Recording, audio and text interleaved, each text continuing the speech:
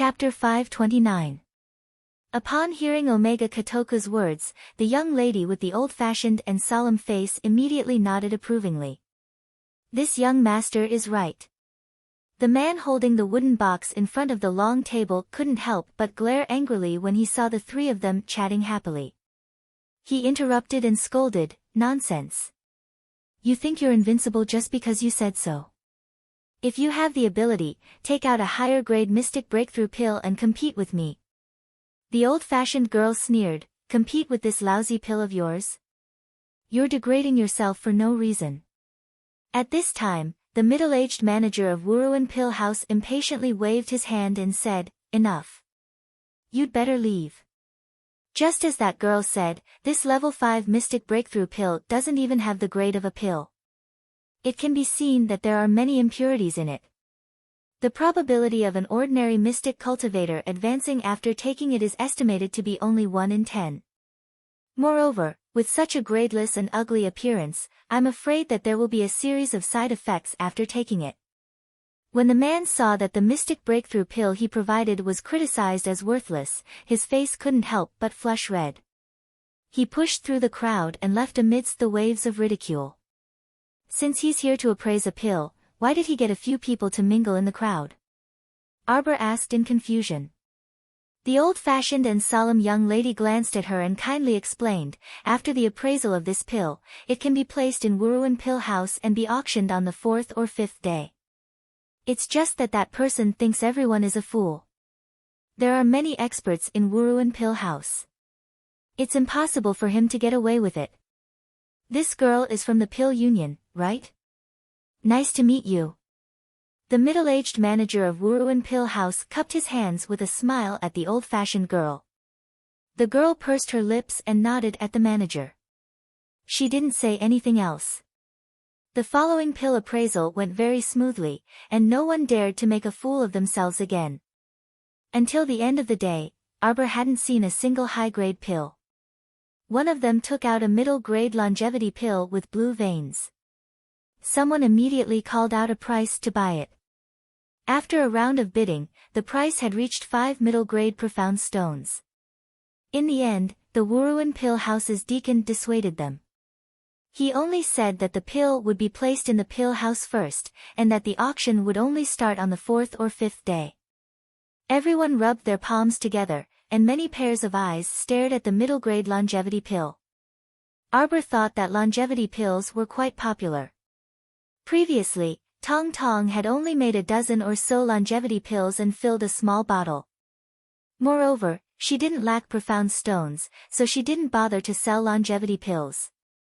By the time everyone left, it was already late at night. Arbor followed the second young master back to the Qin estate and saw a large formation at the entrance. There were 2 neat rows of servants holding long sticks in their hands. This was waiting for the rabbit to appear by a tree stump, waiting for him here. Madame Qin and Yang's face was dark, and she was surrounded by a group of servants. She waited until late at night to return from Arbor. Naturally, her expression was not good. She pointed a finger. "Take them." The servants rushed forward like wolves and tigers. "Let's see who dares to act recklessly." Young Master Omega Kotoku coldly shouted, intimidating those vicious servants on the spot. The second young master wasn't someone to be trifled with.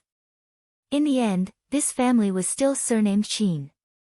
Although the second madam was in charge of the household, the 2 young masters' words still carried weight in front of the master. Madame Qin and Yang's face was overcast, and she looked coldly at Arbor. This lowly girl beat up Miss Biao until her face was disfigured and her hand was broken. Is second young master going to disregard the family rules and protect her? Chapter 530. Only the heavens knew how much her heart ached when she saw Yang Fengyan's face with 2 whip scars. That lowly girl didn't know how to control her strength, and Fengyan's face was scraped so deep that her bones could be seen. It could be seen how ruthless that little bitch was. Although she couldn't get anything good out of the master's side, Madame Qin Yang still couldn't hold back her anger. Thus, after thinking it over, she still gathered a group of servants to wait for them at the door. They were determined to capture that bitch and bring her back to be whipped 1,000 times before selling her off. Yang Fengyan was insolent and spoke rudely in front of this young master. I was the one who ordered people to beat her. Does Madam also want to beat and kill me? Omega Kotoku's cold voice fell into Madam Qin and Yang's ears, causing her heart to tremble for no reason. Madam Qin and Yang laughed awkwardly. Second young master really knows how to joke. This madam has already inquired about this matter. It's all because that lowly servant refused to submit to cousin Mrs. Discipline. She actually dared to hurt people. Madam Qin and Yang pointed in the direction of Arbor. In the end, she clearly saw the latter roll his eyes at her. This? Was the heavens really going to be turned upside down? I'm sleepy. Couldn't she go back to rest and sleep properly? It was so late at night, and there was no end to it. How troublesome. Arbor kicked the snow under his feet with an impatient expression. Young Master Omega Kotoku also became impatient. All right, if you have any dissatisfaction, you can talk to father. Everyone move aside. The 2 rows of servants didn't dare to block the second young master from entering and all retreated to the back. Madam Qin and Yang was so angry that her chest heaved up and down, and her face turned dark red. Second young master, are you determined to stand in front of me and stand up for this lowly servant? Omega Kotoku coldly glanced at Madam Qin and Yang. I want to save your lives. Tomorrow is father's birthday. If you die here today, who will have the patience to entertain those madams and noble ladies tomorrow?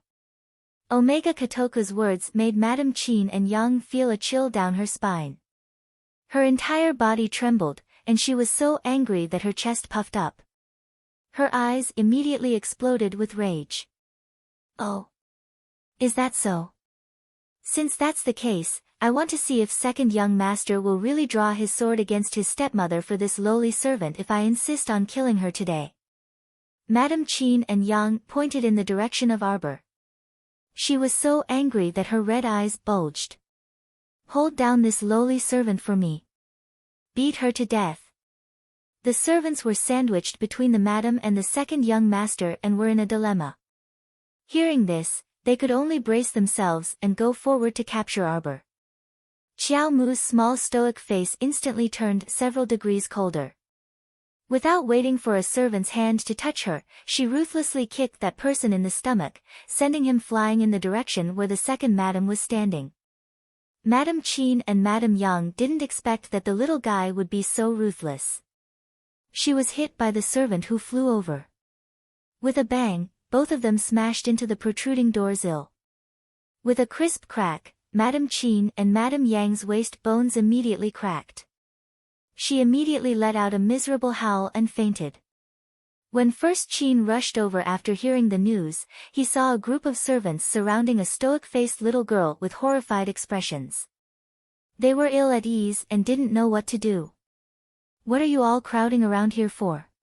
First Qin irritably roared, do you have nothing better to do in the middle of the night? What are you all blocking the door for? Eldest young master. This maidservant by second young master's side knocked Madam unconscious. First Qin looked at Omega Kotoku and saw that the latter was expressionless. Chapter 531. What kind of expression could Omega Kotoku have? He was about to die from anger. He had already said that he had stopped Madam Qin Yang for her sake. She wouldn't listen. Now that her waist was broken, how could she get up to host the birthday banquet tomorrow? Now that Madam had collapsed, he could only have his father's concubine, Concubine May, come out tomorrow to entertain those madams and misses. However, Concubine May's status wasn't presentable, so he was afraid that she would slighted those madams. The more Omega Kotoku thought about it, the more vexed he became. He glared fiercely at the woman lying unconscious on the ground. She didn't know her own worth, stupid. Xiao Bao, why did you beat Madam to the ground again? Qin Yi glanced at the little girl's expressionless face. He really wasn't gloating over her misfortune, but it was really funny. The little fellow had just beaten his cousin's sister to the bed in the afternoon, and at night, he had fractured her aunt's bones. How was this girl cut out to be a maid? She had the temper of a young miss all day long. Once her temper flared up, it was unstoppable. Annoying, time to sleep. Arbor glared at the servants surrounding him. Everyone scattered like birds and beasts, making a path for him. Tomorrow, tell concubine May to come out and entertain the noble ladies. Don't always dress so shabbily. Omega Kotoku threw this sentence at his older brother, then stepped through the door. The servants looked at each other in dismay, their hearts thumping in fear. They all secretly said that it was fortunate that they hadn't really done anything to this little girl. Otherwise, the one lying there would be themselves. Looking at the two young masters' attitudes, they didn't seem to have any intention of reprimanding the young lady. Instead, Madame was so miserable. So close, so close. Early the next morning, Arbor saw the head steward smiling apologetically as soon as he stepped out of the door. After greeting him, Arbor's mouth couldn't help but twitch. Why did the head steward come so early in the morning? He came to greet her in advance, saying that there would be many people coming to the estate today, and there might be some ignorant fool among the guests who might offend the young lady for no reason. He hoped that the little grandaunt would give face to the Chin estate and let them off. She wouldn't break their hands or waste bones at the slightest provocation. How baffling. This baby is so hot and gentle. He had never been a cruel person. Arbor strolled away expressionlessly. She was going to guard the kitchen today to see if anyone dared to do anything to the food. She had considered it. Since the person behind family head Chin was so confident, they only needed to call the crown prince over to deal with him. There were only two ways. The first was assassination, and the second was poison. It was impossible to assassinate from the start. Wouldn't it have to be done after 3 rounds of drinking? Therefore, she had to keep a close eye on the kitchen today. As the young lady walked past, everyone was on tenterhooks. When they saw her coming from afar, they immediately avoided her, as if she was some evil person. They were truly a group of people who were baffled to the extreme. I've always been easy to talk to. What made you think that I'm a violent and scary person who would beat people up for no reason? Preposterous. Darling Xiao angrily turned a corner and saw a plump figure carrying 7 to 8 potted plants of various sizes quickly walking towards her. Xiang Yuanyuan. She remembered this young lady's name. Among the maids who came in with her, this Xiang Yuanyuan was the most cowardly and easily bullied. Because of her large build, she was always ostracized by the other maids. However, Darling Xiao quite liked this young lady who had a carefree personality. Chapter 532. When these maids saw her, they gave her a "I can't talk to you at all" expression, as if she really wanted to chat with them. Only Xiang Yuanyuan didn't despise her and was willing to talk to her, even giving her pointers. Ah, little treasure, little treasure. Xiang Yuanyuan was also happy to see Arbor. But she was holding so many flower pots with both hands, even moving her chin here and there. Her entire body was stiff and couldn't make any big movements. Arbor got angry when he saw her cowardly appearance. Why didn't you take a small cart to transport them? She must have been bullied again. Look at her, what's the use of being so big? If it were her, who would dare to trick her like this? She would punch them one by one, and even if she couldn't beat them, she would scare them. That bunch of cowards, if you intimidated them too much, they wouldn't dare to make any more small moves. It's fine, it's fine. Xiang Yuanyuan smiled foolishly. Little treasure, I'm a little busy. I still have to send these to the front yard. You go play first. Let me help you. This fellow simply couldn't bear to look at her. Arbor saw her drop a pot of flowers and stretched out his leg to catch it firmly, then flipped it over to his hand. Ah, no need, no need. Xiang Yuanyuan hurriedly shook her head and looked at Arbor with a bunch of pots in her arms. Come, come, put it in my hands, I'll carry it over together. Come on. Put it on your head. Arbor looked at her in annoyance. With so many pots in her arms, where would she put them? All right, I'll go with you. Give me 2 more pots. Arbor was expressionless. No need, no need. Xiang Yuanyuan shook her head again. I can carry them. They're heavy. You have thin arms and legs, don't fall on them. Arbor's mouth twitched. I'm actually not that weak. The snow stopped, but there was a thick layer of snow on the ground that hadn't melted. Along the way, Arbor deliberately stepped on a long row of crooked footprints, forming 2 rows with Xiang Yuanyuan's big footprints.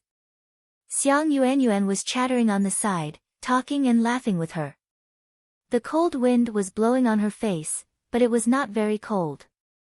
Turning into a long corridor made of red cedar wood, the 2 of them creaked on the floor as they walked forward. From afar, they saw a group of distinguished guests coming towards them. Please, please, the banquet hasn't started yet. Everyone, please follow this old servant to the landscape hall for a short rest. The second steward, who had his head lowered and waist bent, led a dozen or so people along the way. They were all young masters. The young ladies and madams had all been taken by concubine Mei to the snow pavilion to admire the plum blossoms. The second steward had long seen Mu Xiaobao, this little grandaunt, and secretly cupped his hands in greeting, with a fawning expression. Xiaomu wasn't someone who liked to stir up trouble, so she and Xiang Yuanyuan both moved to the side of the corridor to make way. The corridor itself was not spacious, but it was more than enough for 2 people to pass through. It was just that the area Xiang Yuanyuan occupied was a little big. When one of the young masters with oily hair and powdered face passed through, his elbow accidentally touched Xiang Yuanyuan's stomach. Xiang Yuanyuan immediately sucked in a breath, sucked in her stomach, and shrank back. That noble young master, however, retracted his hand in disdain. His thick eyebrows furrowed, and he angrily glared at Xiang Yuanyuan's face. Lowly servant. Don't you have eyes? A piece of fat pork dares to tease this young master. Something happened. The second steward's tears flowed out in an instant. Sure enough, in the next second, he saw the little grandaunt standing in front of Xiang Yuanyuan and fiercely kicking that powdered young master's stomach, sending him flying heavily. With a crash, he drooped halfway down the corridor's railing. This grandaunt still hasn't vented her anger. She directly smashed the big flower pot in her hands onto the back of that unlucky young master's head with a crash. Chapter 533. All the young masters were stupefied, wondering if there was something wrong with their eyes. How did this audacious maidservant dare to violently beat up the Marquis of Su An's family's young master? It's quite lively. A cold yet very familiar voice suddenly drifted into Arbor's ears. Arbor immediately retracted the hand that smashed Sir Flower and ran back to the dazed Xiang Yuanyuan. She nudged her. Let's go. But where could they go? The corridor behind them was blocked by those dozen or so youths, so Arbor could only brace herself and tug Xiang Yuanyuan to turn around. A pair of men were walking toward them. The one on the right was about 25 or 26 years old and had an ordinary appearance. The one on the left had a handsome face and peach blossom eyes. He was about 20 years old and wore a jade robe. His figure was slender and straight, and his long hair was loosely tied behind his waist. Arbor felt guilty and didn't dare to raise her head, but she kept feeling that scorching gaze landing on her. Don't be afraid, she comforted herself, this darling has already disguised herself into this ghastly appearance. Even if father and mother came, they wouldn't recognize me. Probably no one else in this world can recognize me besides myself. But why did she feel that Duanyu, that guy's gaze was so scorching that it was a bit terrifying?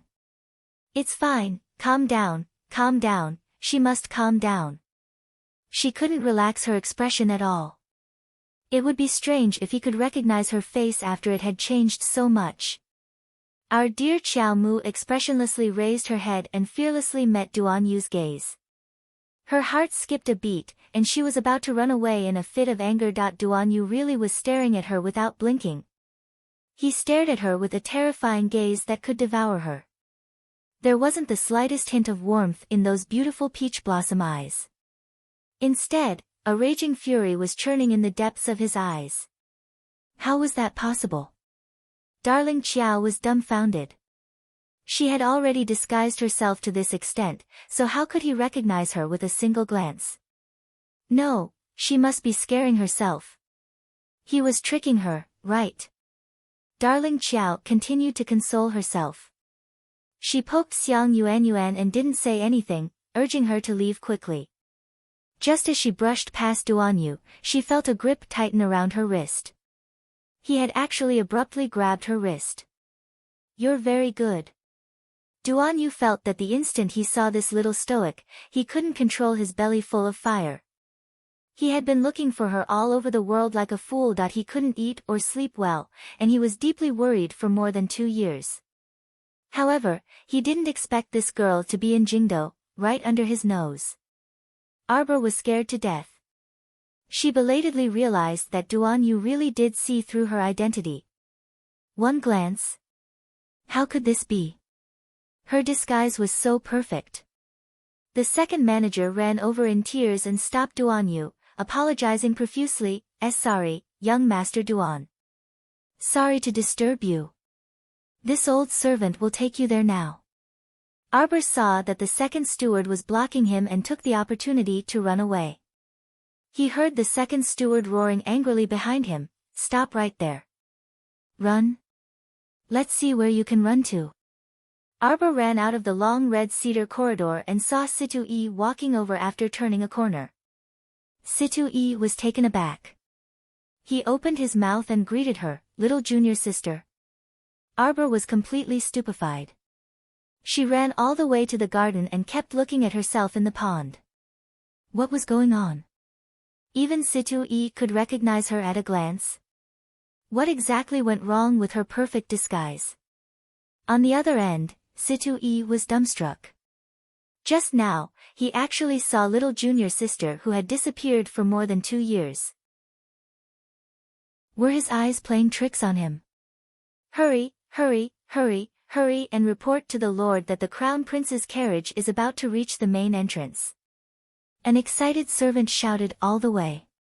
The Qin family patriarch, who was frowning and didn't know how to report to his superiors, abruptly jumped up from his stool when he heard this, and his eyes flickered.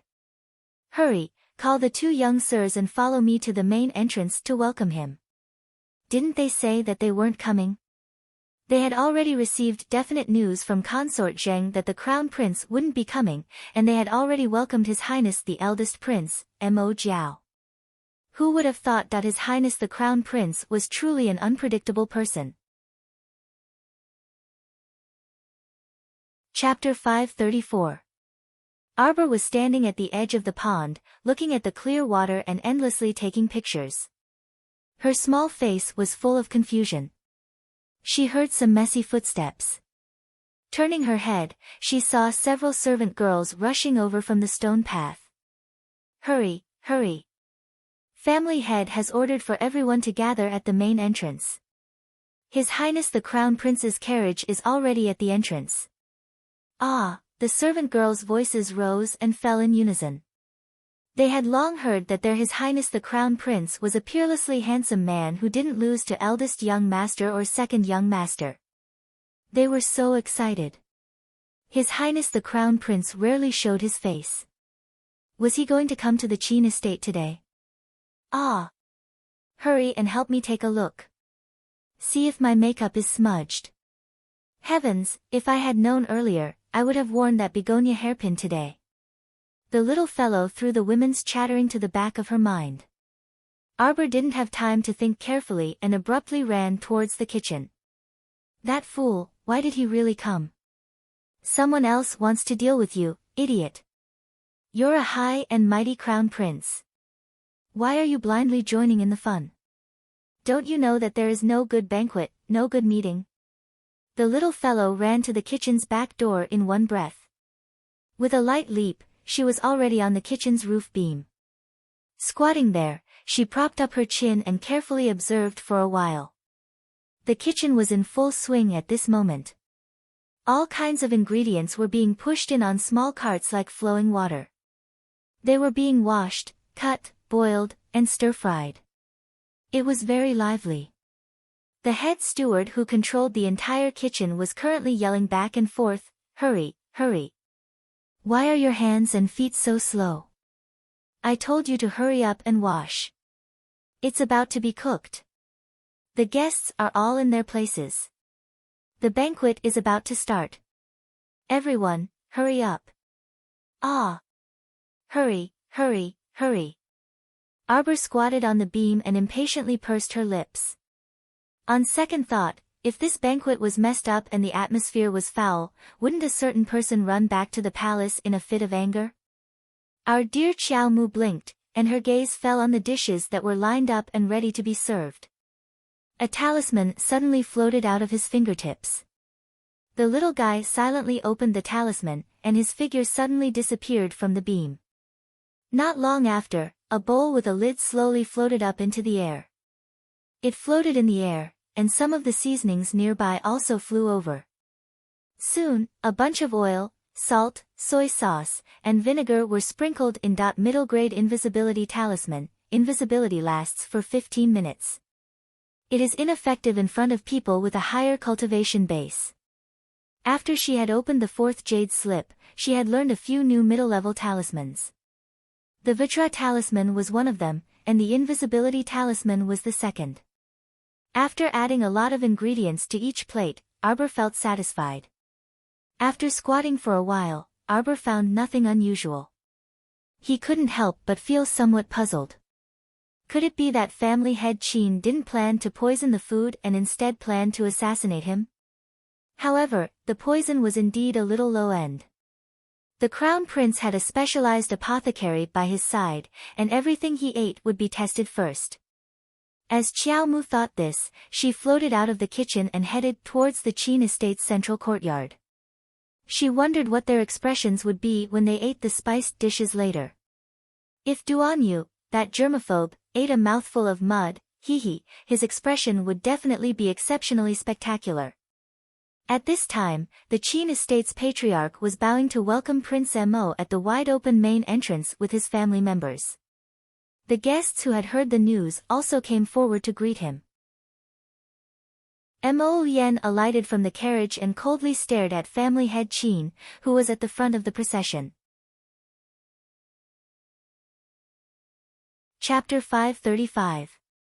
Cold sweat trickled down Qin Guelu's forehead. When the crown prince didn't speak, even he was intimidated. He felt as if his heart was tightly clenched by an invisible hand.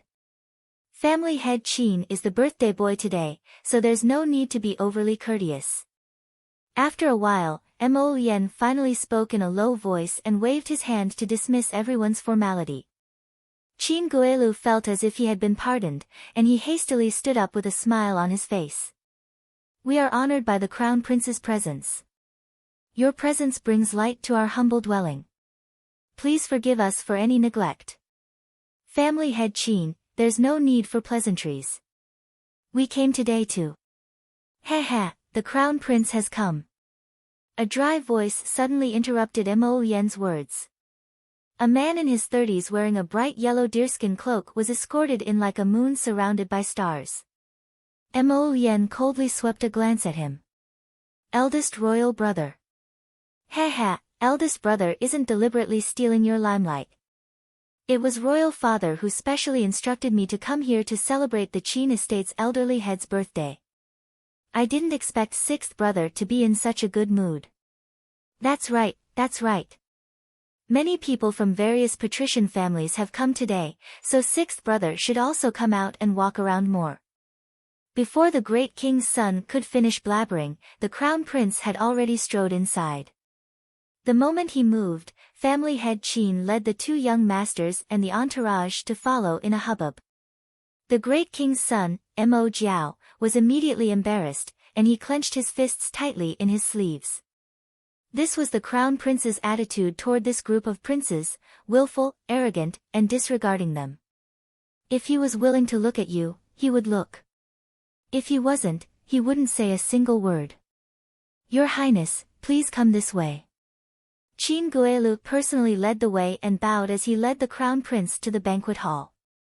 Halfway there, they heard coquettish voices coming from the garden. Evidently, a group of madams and ladies were admiring the plum blossoms in the rear garden. When the great king's son, Mo Jiao, thought of the purpose of this trip, his eyes swiveled, and he hastily walked up to urge the crown prince. Sixth brother, it's still early to leave the banquet anyway.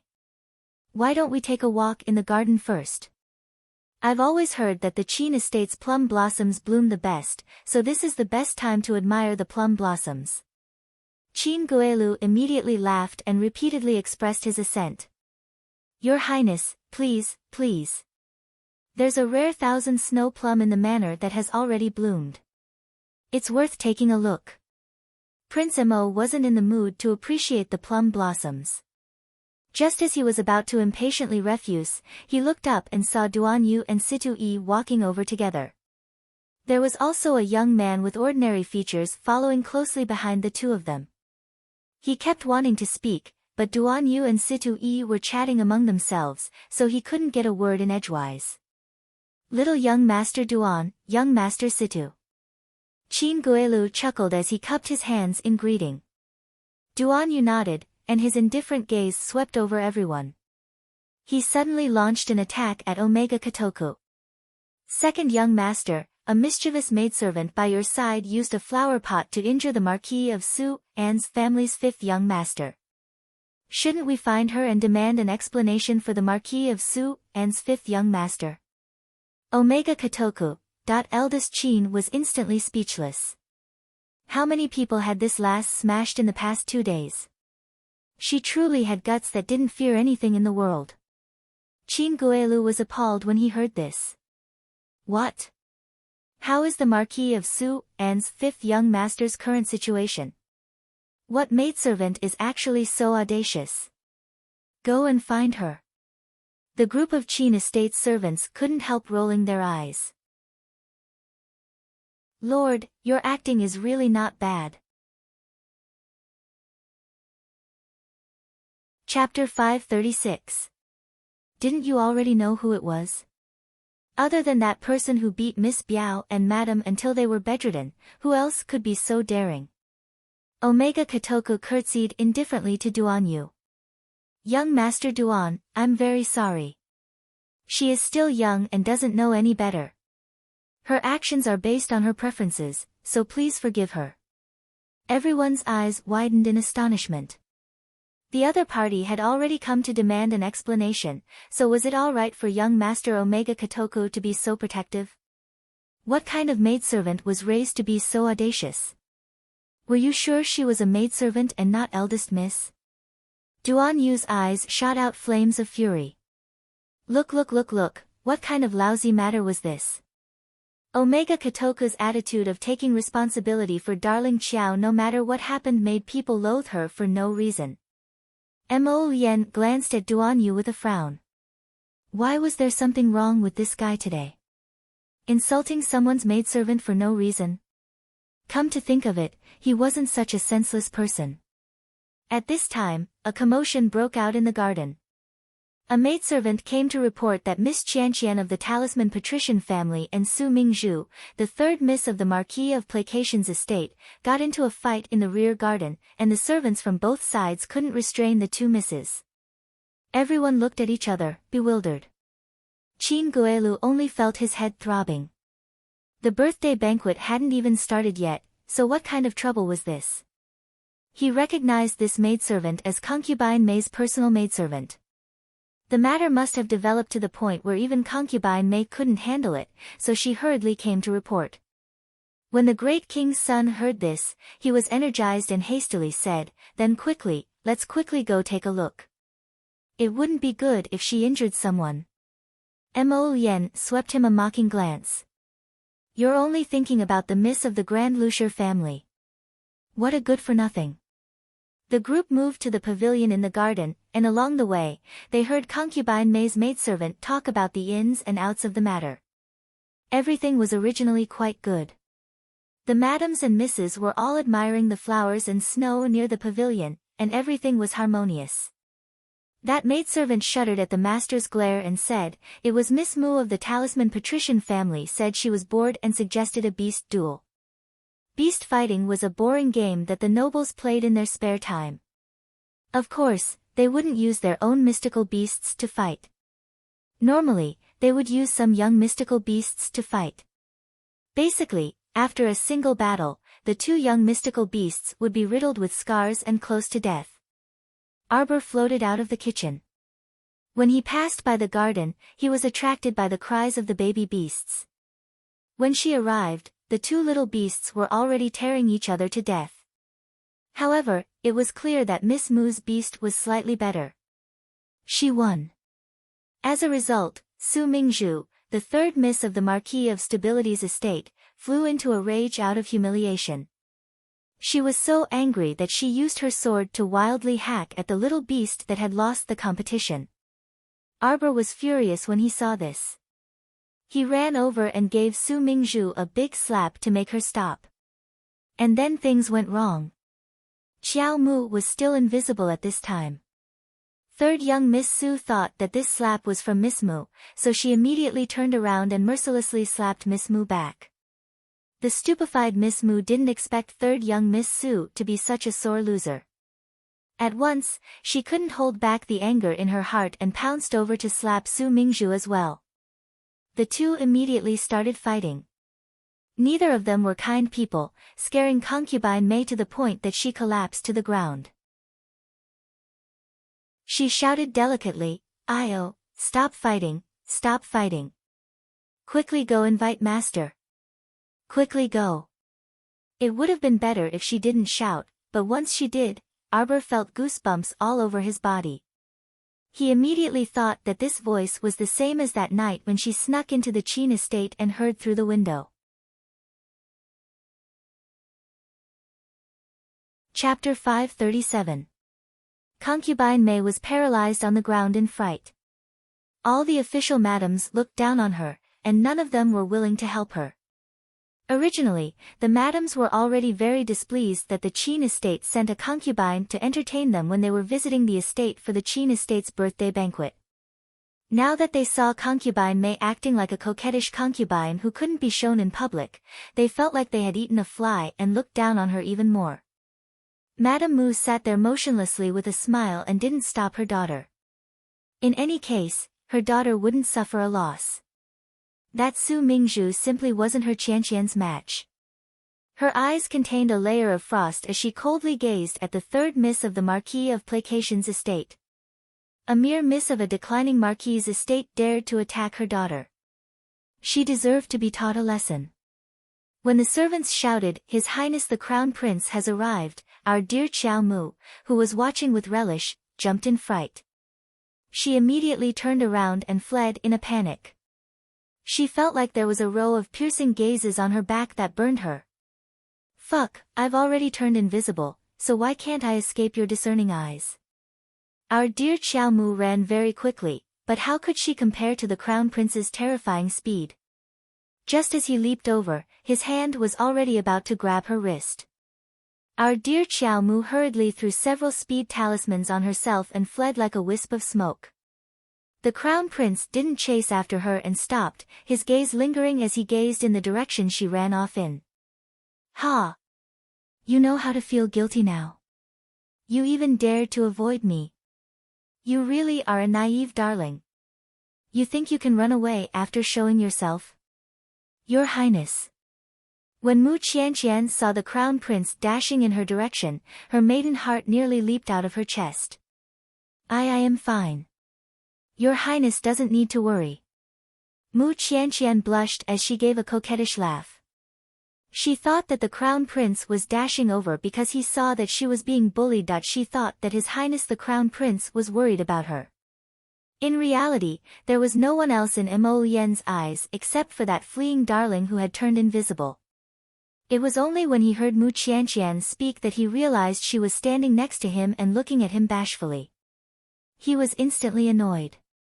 Recently, his mother had been busy identifying noble ladies for him, and apparently, she quite liked this talisman patrician family's eldest miss. Mo Lien had something on her mind, so she walked to Duan Yu's side. She gave him a look, and the two of them walked to the side. Qin Guelu only felt vexed, and he reprimanded concubine Mei before placating the two patrician family's young misses. He only felt that so many things had happened before the banquet had even started, and he was flustered. Like a proud peacock, Mu Qianqian glanced at the disheveled Su Mingzhu before returning to her mother's side. Her large eyes stared expectantly at the crown prince's back. Madame Mu patted the back of Mu Qianqian's hand, hinting for her not to be impatient. The position of His Highness's official wife, the Mu family is determined to get it. On the other end, Xiao Mu ran all the way back to the pool and looked at her reflection in the water. Yes, the invisibility talisman was useless in front of people with higher cultivation than him. No wonder a row of piercing gazes fell on her. There was nowhere to hide. Fortunately, she had escaped quickly. Otherwise, wouldn't she have been caught? Why was she feeling guilty? Why did she have to run away? At worst, she would just be caught. Once she thought of being caught, a certain person started feeling guilty again. Xiao Mu looked at her reflection in the pool for a while. No matter how she looked at it, her face was completely different from before. There wasn't the slightest flaw on her body, so how in the world did someone recognize her? She touched her flawless, small face. Chapter 538. After the banquet started, the atmosphere was still peculiar. The crown prince was silent, so no one dared to casually speak loudly. Qin Guelu coughed in mock embarrassment and respectfully reminded, "Your Highness." The crown prince looked up and nodded at the 2 rows of guests below. Today is family head Qin's birthday, so there's no need to be reserved. Let's eat. It was only then that everyone picked up their chopsticks with relaxed expressions and casually tasted the food. Afterwards. Poo. Pft. Cough. All sorts of strange spitting sounds came from the mouths of these aristocratic family disciples. Everyone speechlessly looked at the dumbfounded Qin Guelu and saw that his face had turned green after tasting a mouthful of food. They didn't know whether to spit or not. This mouthful was so splendid. It felt like a seasoning bottle had been knocked over, and there were all sorts of exotic flavors. Oh, and he even ate a mouthful of dirt. Pft! Duan Yu facepalmed, his shoulders shaking from laughter. Good heavens, everyone ate a mouthful of dirt. This truly was so joyful. Thankfully, he had picked up his chopsticks late. Look at the crown prince's eccentric expression, ha. Serves you right. You're out of luck. It's all your fault for spoiling you, so you deserve to eat dirt. Thinking back to the invisible figure he saw in the garden just now, it was easy to figure out who had done this good deed. Qin Guelu immediately turned pale with fright and knelt before the crown prince. He didn't even dare to raise his head or look at the crown prince's eccentric expression. Your Highness, please forgive me. It was this one's incompetence in controlling the servants that caused the situation in the main kitchen. Rest assured, Your Highness, this one will definitely find the mastermind as soon as possible and punish them severely. Mo Lien gracefully accepted the plate handed over by the junior eunuch beside her and silently spat out the foreign substance in her mouth. She waved her hand at Qin Guelu and said, "Rise, it has nothing to do with you." Qin Guelu immediately felt as if he had been pardoned, and he stood up while wiping the sweat from his forehead, thanking her profusely. "Where's old fifth of the Marquis of Su An's estate?"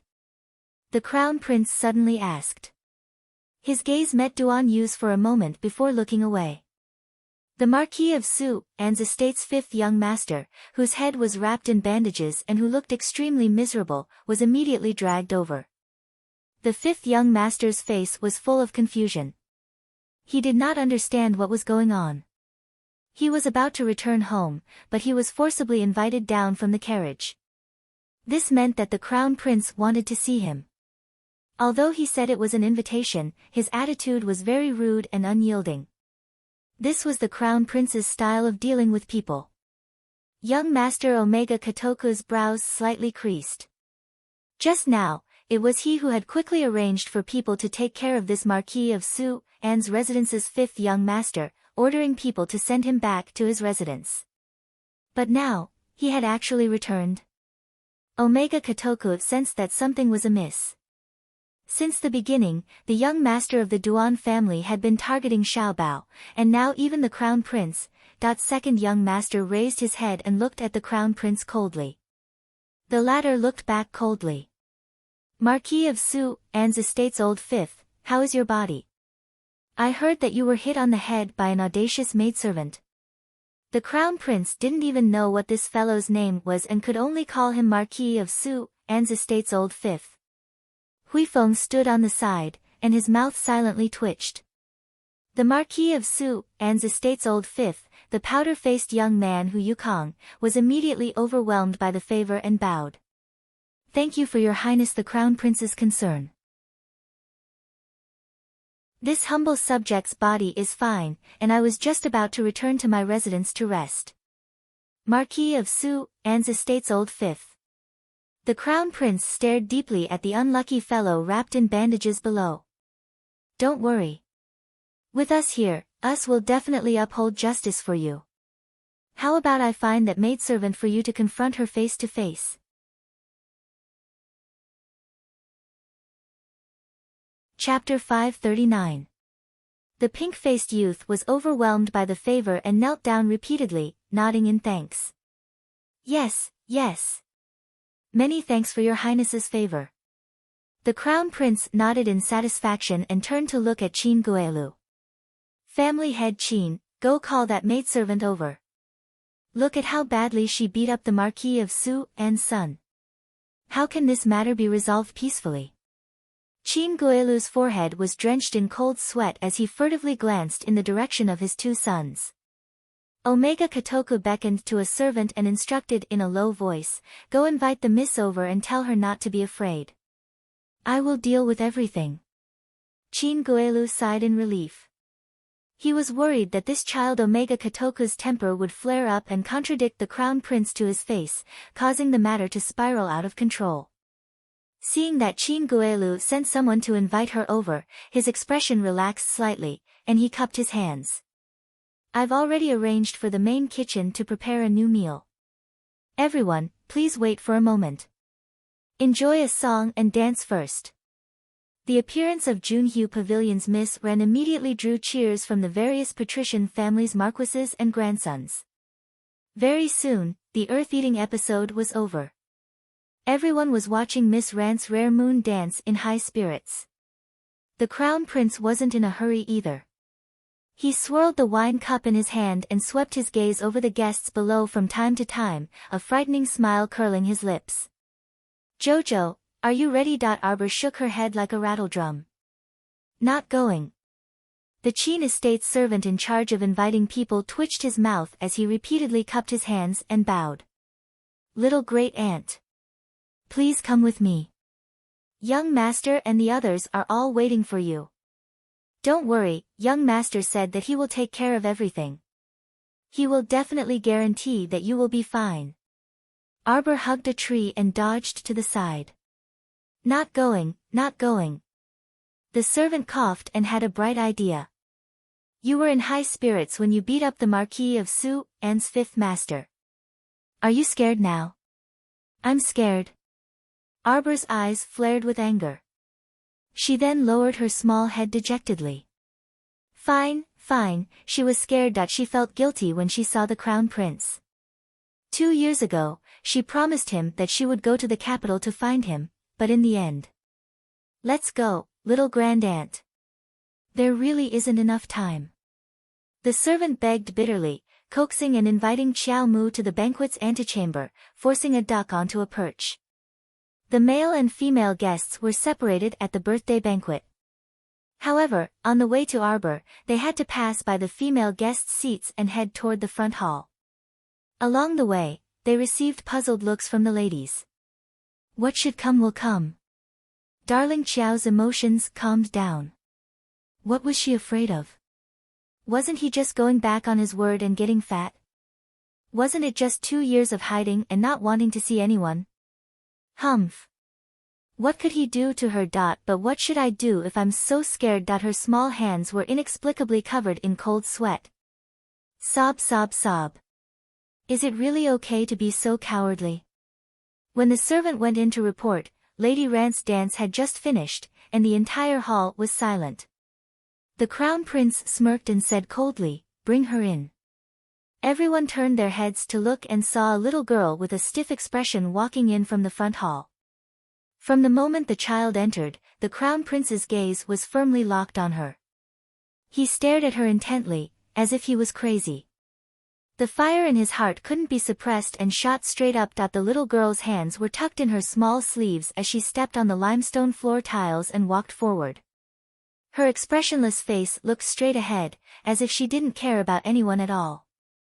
It made people laugh involuntarily.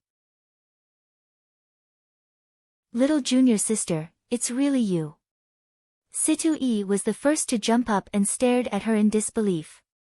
He still thought that he was dreaming. Who are you? Arbor turned around expressionlessly. When this low voice came out of her mouth, Situ Yi was really stunned. Because Qiao Mu's voice had also been processed with medicine, the moment she spoke, her voice was a bit lower than her usual crisp and soft voice, and it was very deep and insidious. Seeing him stunned, Arbor couldn't help but feel secretly happy. See, I knew it was a bluff. She didn't recognize me at all. Humph, her flawless disguise technique, how could there be a mistake? There's a lot of content here, so don't be anxious.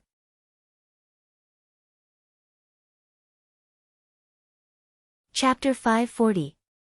Situ Yi was dumbstruck as he stood there without moving. He couldn't figure it out no matter how hard he racked his brains. Why was this voice different from his little stoic junior sister's? But looking at this face, there was no doubt that this was his expressionless junior sister, right? There wouldn't be a second Sundara little stoic like her in this world. The crown prince's gaze didn't move from the little fellow's body, and the corners of his mouth curled faintly. Darling, you want to ascend to the heavens, right? You disguised your appearance and even changed your voice. Ha, so impressive. Did you think no one would recognize you by doing this? That movement, that expression, that frosty gaze, that yearning that was imprinted in the depths of his bone marrow and soaked into his blood. Even if you wrapped yourself in a black robe and shrunk your head and tail, we can still recognize you with a glance. We absolutely won't forget. Our dear Qiao Mu sneaked a peek at the crown prince's expression and discovered that guy was propping up his chin with one hand. Light flickered in his slightly upturned phoenix eyes as he stared unblinkingly at her. The little stoic reflexively extended 2 fingers and stealthily gestured in the direction of his line of sight. She discovered that his line of sight was in a straight line, and he was staring at her. The little fellow guiltily tugged at the strands of hair that floated in front of her eyes. She couldn't figure it out. My disguise and voice are such perfect moves. What exactly is the situation? I really want to ask them, where in the world did you recognize me? Next time, she definitely had to pay attention to this aspect. This way, her disguise would be flawless. Cough. Qin Guelu couldn't help but chuckle dryly when he saw that no one was speaking at all. He berated Qiao Mu, "Come over here. What's your name? Why did you hit the Marquis of Su An's estate's 5th young master?" Eldest Qin covered his face with his hand. He simply couldn't bear to continue watching his pretentious father. What didn't family head Qin know about every single thing that happened in the estate? He was asking the obvious. Why? Speak. Family head Qin glared angrily at a certain someone who didn't utter a word and even slapped the short table heavily. The Marquis of Su An's estate's 5th young master, Hu Yukong, whose head was wrapped in bandages and who had an extremely miserable expression, also got up from the ground and glared at Arbor with bloodshot eyes, demanding an explanation. Arbor was baffled. He thought to himself, what's going on? Didn't they call her over because the crown prince wanted to confront her face to face and expose her identity? How would she know about the fifth young master of the Marquis's estate? Ever since she bumped into Duan Yu and was recognized by him at a glance, the little stoic had been conflicted between, oh no, I was recognized, and, what's going on? How did they recognize me? In the midst of all these questions, he had long forgotten about the episode where he smashed the fifth young master in the Red Cedar Promenade. Now that he mentioned something about the Marquis of Su, Anne's estate's fifth young master, to tell the truth, she really didn't remember. Moreover, she did make a move, but she did not see the fifth young master's face clearly at all. Therefore, even though fifth young master was glaring at her like a tiger eyeing its prey, she still put on an innocent face with a blank expression. Mo Yen looked at her small face and knew that she had long forgotten about beating up the Marquis of Su, Anne's residence's fifth young master. Duan Yu's mouth twitched as he kindly reminded, it's that person who smashed the back of someone's head with a super large flower pot in that long corridor. Yes. You're the one who smashed the back of my head. Don't think of denying it. Hu Yukong bellowed with a flushed face. Low chuckles rang out at the banquet. Duan Yu turned his head away, unable to bear to watch.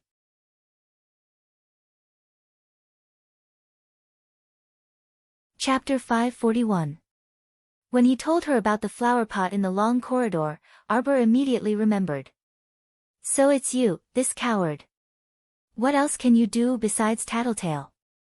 The little stoic's eyes abruptly flared up in anger, and she kicked Hu Yukong in the stomach, sending him tumbling out and crashing into Situ Yi's low table with a crash. Situ Yi hastily jumped up to dodge, only to see that unlucky guy pressing down on that table and tumbling to the ground with the table.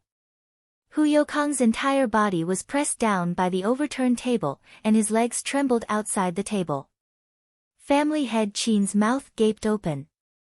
Although he had heard the servants report the formidable aspects of the second young master's valiant maidservant, hearing was one thing, seeing it with his own eyes was another.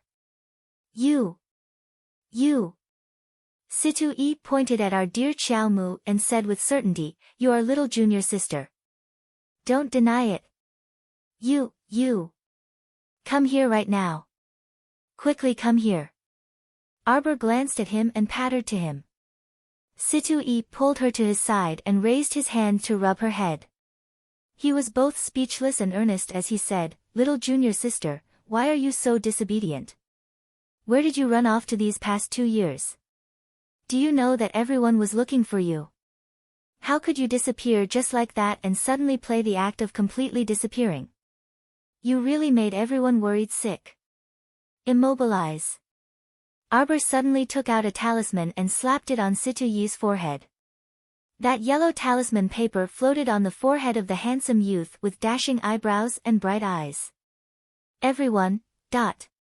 Duan Yu was especially speechless as the corner of his mouth kept twitching. This child really didn't change at all. As long as she found it noisy, she would immediately use a strange method to make you quickly shut up. Situ Yi's brows twitched, and he reached out to remove the talisman floating on his face. He looked helplessly at the stoic face. Little junior sister. Senior brother is saying this for your own good. Don't be impatient and don't be silent. Only by talking can we know what happened in the past 2 years. Senior brother Situ, your cultivation base has risen again. Arbor sighed and looked regretfully at Situ Yi. Her cultivation had also soared once, but she still couldn't stop him. Prince Mo watched darling Qiao from afar. Although he didn't say anything, his grip on the wine glass tightened subconsciously. When? The little fellow's relationship with Situ Yi was already this good? By calling him senior brother Situ, he was admitting his identity. When facing him, the little thing, who had been expressionless and trying its best to distance itself from him, had actually so readily acknowledged Situ Yi? The anger in Prince Mo's heart was surging, with nowhere to go. Duan Yu's expression was also unsightly as he stared at Situ Yi from head to toe. He didn't think this guy was better looking than him. The little stoic didn't even acknowledge him, so why did she acknowledge Situ-e first? Huh? Why did he feel such a strong killing intent? Situ-e was confused. Come here. Prince Mo spoke. Situ-e glanced in Prince Mo's direction and saw the Crown Prince's eyes brimming with a terrifying fury. His gaze was chillingly fixed on the hand that was stroking little junior sister's head. Situ-e sheepishly withdrew his hand and elbowed the little stoic.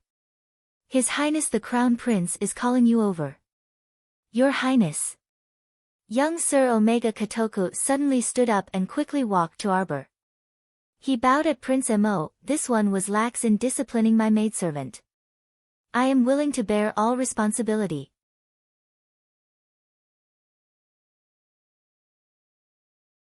Chapter 542. Monstrous fury surfaced in Prince Mo's eyes. Bang! The wine cup in his hand turned into fine powder and flew away with the wind. Bear responsibility? Where did this scoundrel come from? Pretending to be a protector, he actually wanted to bear all the responsibility for his baby? Then what about him? What did he, Mo count as? The Crown Prince was enraged. Qin Guilu's eyebrows twitched, and he suppressed some anxiety in his heart. That person said that as long as the Crown Prince arrived, he could immediately take action. Why was there no sign of him taking action yet? Judging from the Crown Prince's towering rage, he probably wouldn't be able to stay in the Qin estate for long. Come, hurry and change His Highness the Crown Prince's wine cup. Young Master Omega Kotoku calmly instructed, his cold gaze sweeping over his subordinates. Sensing that the atmosphere was completely off, his subordinates scrambled to get wine cups. No need for such trouble. Prince Mo abruptly stood up and walked down the steps, approaching Arbor. What to do? He seemed to be very, very angry. Our dear Xiao Mu was inexplicably flustered and vexed. She looked at her two little fingers in a daze, and her small head unconsciously drooped down. She had grown fat from eating her words in these 2 years. He had reason to be angry. She said that she would return to the capital to see him. At that time, he had smilingly agreed and said that he would wait for her. Moreover, the ferrule he had given her had broken, and Big Treasure was dead. She couldn't even keep a single one of the gifts she had given him. She was truly too useless. She was a little jinx who would bring misfortune to anyone who approached her. She wasn't very suitable to be by his side. Come back with me. Seeing her silent and small figure huddled behind Omega Kotoku, the Crown Prince's heart twitched for no reason, and it tightened painfully. He reached out to grab her wrist. In the next instant, his hand was blocked by young Master Omega Kotoku. Your Highness, young Master Omega Kotoku emphasized, this is this humble one's maidservant. Your Highness, please conduct yourself with dignity. Who are you? How dare you speak without thinking in front of us? When did she become yours? She never was. A murderous intent flashed through Prince Mo's eyes. He immediately stretched out his hand and slapped the Omega Kotoku's head without thinking. Your Highness, please calm down. Please forgive my unfilial son for his rudeness, Your Highness. Qin Guilu shouted as his body trembled. When Mo Lien's palm smacked down, he sensed that it was somewhat obstructed by a rather powerful cyclone. This guy's defensive barrier was quite strong. Mo Lien's phoenix eyes contained a bit of killing intent as she coldly swept her gaze over Qin Xian's face. When their gazes met, monstrous waves surged in the depths of their eyes. Prince Mo immediately raised his guard and coldly glanced at the Omega Kotoku. When I first met darling Qiao, you were still nowhere to be found. Get out of my way. Mo Lien angrily shoved the Omega Kotoku before scooping up a certain dazed person and bringing her to her side. Let's go. Prince Mo angrily grabbed the little fellow's wrist and turned around to leave, dragging her along. His fingers were like an iron clamp around her wrist, so how could she struggle free? Our dear Xiao Mu blindly followed him to the entrance of the antechamber, where she saw a crowd of madams and young misses standing nearby and looking at each other from afar. Originally, the female guest lounge wasn't far away, so they all came out of the female guest lounge out of curiosity when they heard the commotion and saw this scene with their mouths agape. "Mom, who is this bitch? Why is the crown prince grabbing her hand?" Mu Qianqian's face paled as she glared at Arbor in disbelief. How could this be? The crown prince had never liked to interact with women, so why was he grabbing that bitch's hand so tightly and not letting go?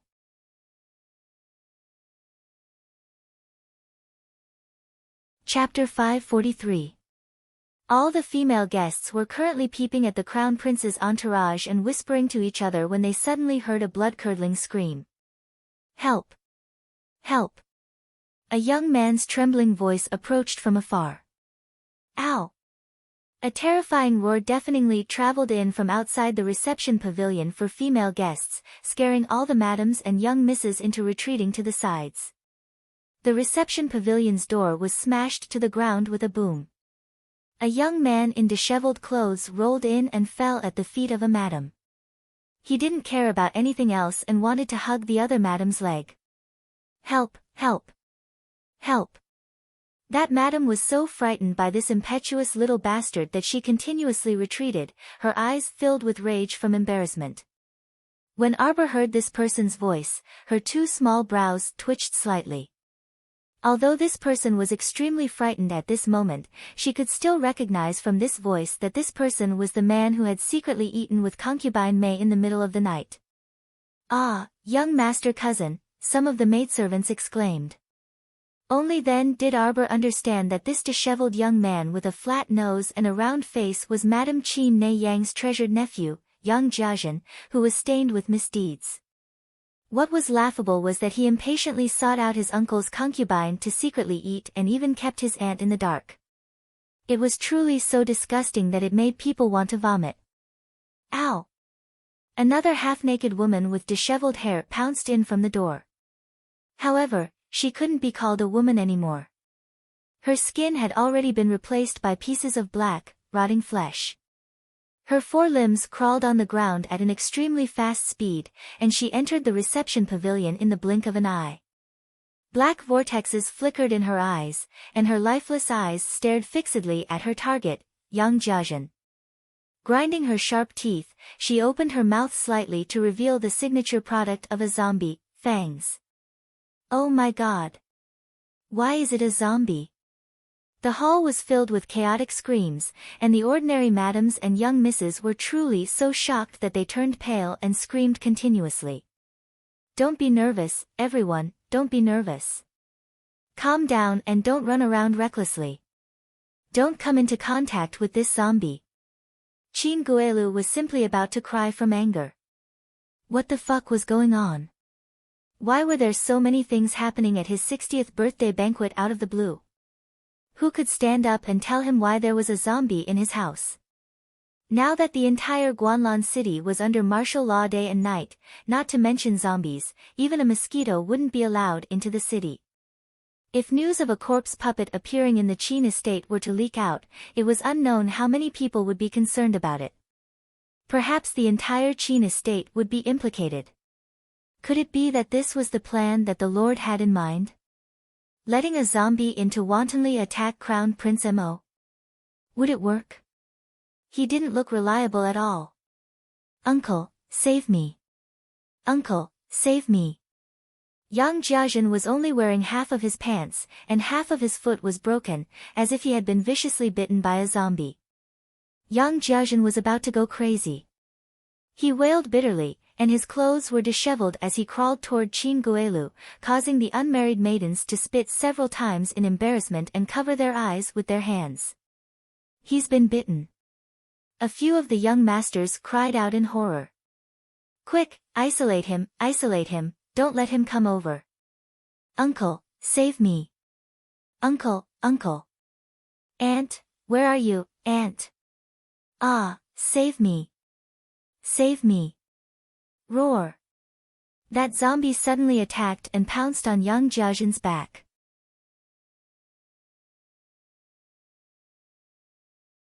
Chapter 544. An inhumanly large hole opened in the zombie's enormous mouth, revealing two long fangs that abruptly pierced into Yang Jiazhen's neck and kept biting. Yang Jiazhen let out a series of wretched cries. Qin Guilu's pupils constricted several times, and he blocked his two sons beside him. Don't go over. Don't go over. Humph. You only have yourself to blame. Arbor suddenly spoke coldly and mockingly glanced at young Master Yang Jiazhen, who was lying on the ground and being bitten by the zombie. If she didn't guess wrongly, this zombie was the young lady from a good family that Yang Jiazhen had abducted from the jewelry store. She was about to get married, but he bullied her and insisted on forcibly taking her for his own use. After this young lady died, she mutated into a zombie and turned around to seek revenge on him. Truly, karma was very unpleasant. Serves him right. He just deserved to die. Be careful, be careful. She's coming over. Everyone, concentrate your mystic energy and attack. Family head Qin roared angrily and was the first to release a burst of mystic energy, which bombarded the ground beneath the zombie's feet. That zombie's movements were abnormally swift, so fast that it slightly surprised everyone present. Little junior sister, how is this zombie so fast? Situ Yi felt that his little junior sister truly had talent in dealing with zombies. He asked without hesitation, completely not noticing the crown prince's serene gaze. This is a level 4 zombie and already has some intelligence. Look, she can even seek revenge on her enemies. Arbor reflexively answered Situ Yi's question. Level 4 zombies move faster than normal people. If they bite a level 5 mystic cultivator, they can obtain a portion of their energy and reach the level of a level 3 mystic cultivator at least. What? Everyone turned pale with fright when they heard this. They completely didn't expect that zombies could obtain energy from mystic cultivators. Was this freaking zombie trying to defy the heavens? Don't get bitten by it. Otherwise, the incubation period after infection would not exceed 5 days, and the body would mutate. Even immortals can't save you, Arbor said indifferently, but everyone shuddered. Uncle, uncle, uncle, save me. Yang Jiazhen, who had a bloody hole in his neck and was struggling to crawl forward with one hand covering the wound, cried bitterly and reached out a bloody hand. Qin Guilu clenched his fists. Suddenly, a surge of mystic energy exploded from his entire body, instantly shattering Yang Jiazhen, who had crawled to his side, into a pile of minced meat. Family head Qin is so bold. Everyone breathed a sigh of relief. They were afraid that Qin Guilu would lose his mind and insist on keeping that scourge Yang Jiazhen alive. Everyone concentrated their firepower on the 4th grade zombie. The female corpse puppet moved very quickly. She lay on the ground and jumped up from time to time, causing the madams and young ladies to scream in fright. Fortunately, these useless women were protected by guards. Seeing that there were so many people, the zombies did not pounce on them. This undead hag already had some intelligence. Instead, she fled towards the window. Don't let her escape. Kill her. Qin Guilu's entire body was drenched in cold sweat. He chased after her from the side with several great mystic cultivators. Several streaks of mystic energy crisscrossed and landed on the zombie's back, and the half-hanging corpse immediately fell from the window. Qin Xian raised his sword and chopped off the zombie's head on the spot. It rolled to the feet of a madam, immediately scaring that delicate madam into fainting. Arbor sniffed and suddenly smelled a strange fragrance in the air. His heart abruptly skipped a beat. Hurry and leave, the hall is about to collapse.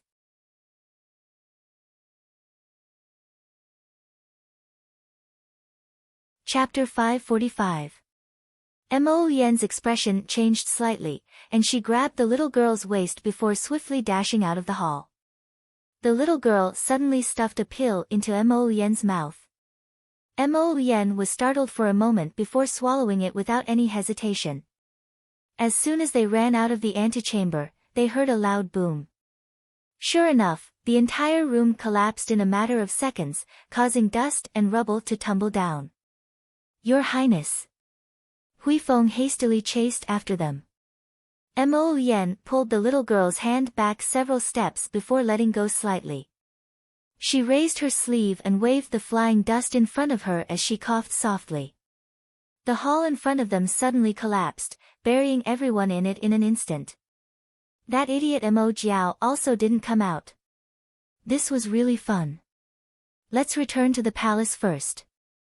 Mo Yen no longer had the patience to stay in this foul China state, so she reached out to grab the little fellow's soft little hand. Unfortunately, she caught nothing.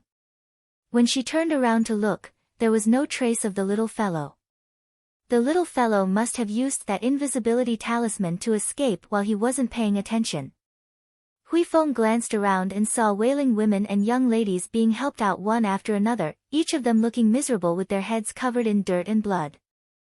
Hui Feng turned again and saw the rage that His Highness the Crown Prince was forcefully suppressing in his eyes.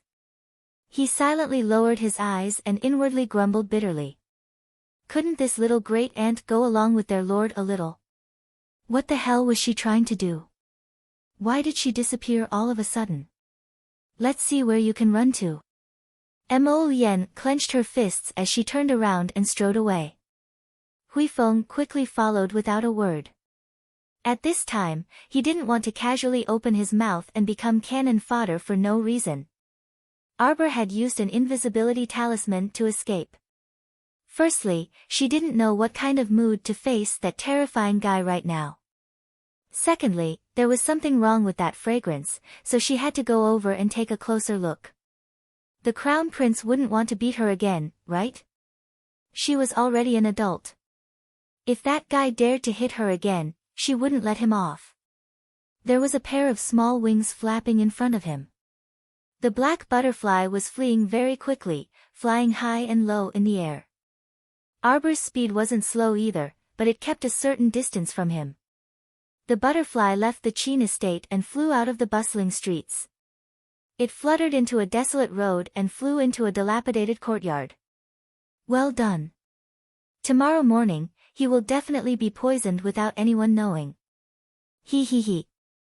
A wretched laughter sounded in the small courtyard. Really? Are you that confident? A cold female voice suddenly broke the silence in the courtyard. That person suddenly turned his head, his large and small eyes widened in shock as he stared blankly at the little girl who had just stepped into the courtyard. Arbor's cold gaze fell on him. This person was a dwarf and was extremely short. She had never seen him before. He had a triangular head and an extremely ugly appearance. The main thing was that his eyes were big and small, and his eyebrows were one high and one low.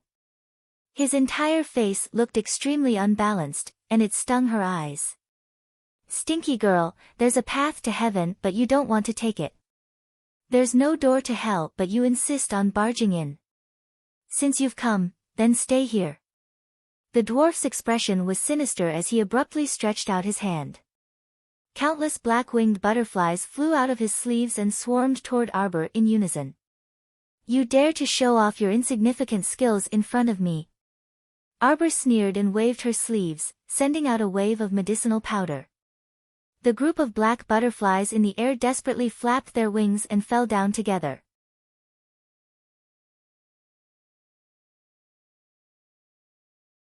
Chapter 546. You're actually a poison master. The dwarves cried out in alarm and abruptly opened their palms, releasing a black smoke in front of Arbor. You dare to harm people with your level of poison? Arbor coldly shouted and abruptly dodged the poisonous smoke. The dwarf's eyes contained a poisonous glint, and he cackled strangely, "Little miss, you're still too inexperienced. Do you think that you can dodge my poisonous smoke as you please? From the moment I released the poisonous smoke, the sky above this area has already been permeated with poisonous smoke, ha ha ha." Halfway through his words, the dwarf suddenly clutched his chest and widened his eyes in horror. He abruptly rolled on the ground and started to convulse.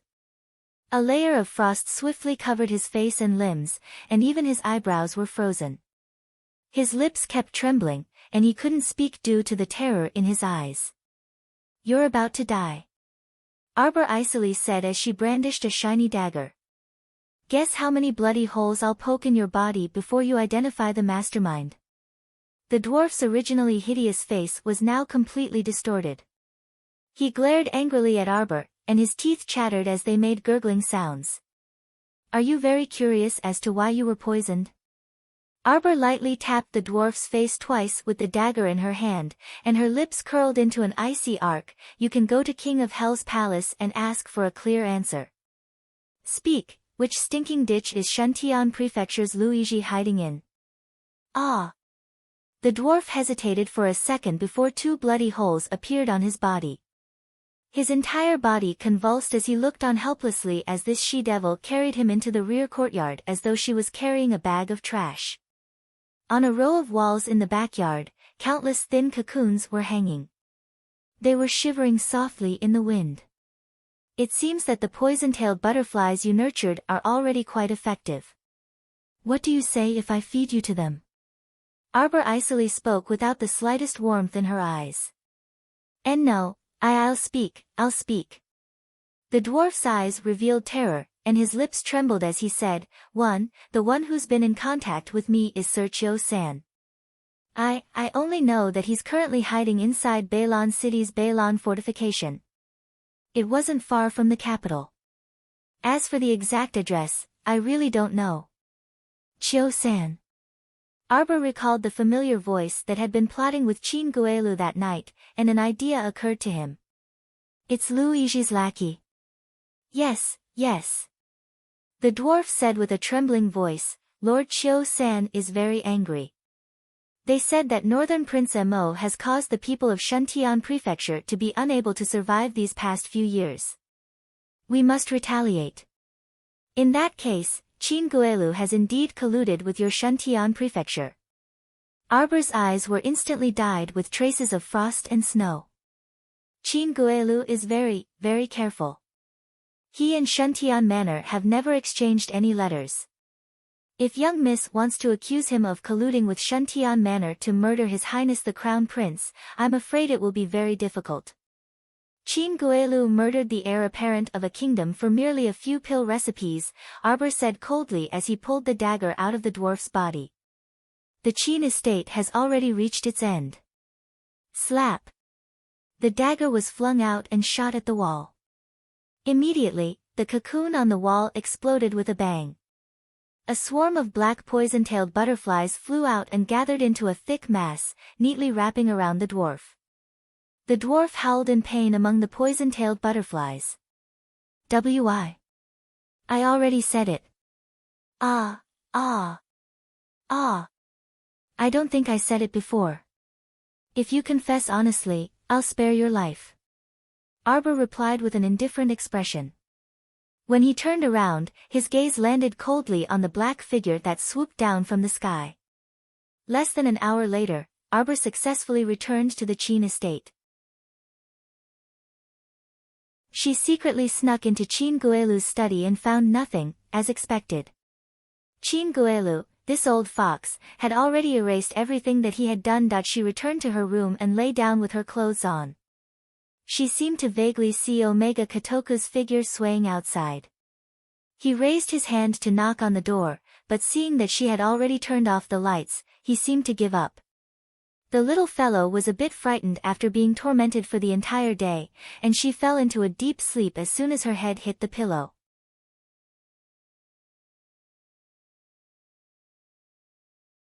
Chapter 547. She slept very well that night. Unlike usual, she wasn't woken up by the slightest noise. Arbor opened her eyes and felt refreshed. Her breathing was long. But she blinked and rolled over, wrapped in a thick brocade quilt. She stared dumbfoundedly at the thick, bright yellow muslin that fell from above her head. This large bed made of agarwood that was several feet wide was clearly not the one she had in the Chin estate. She raised her hand to touch it.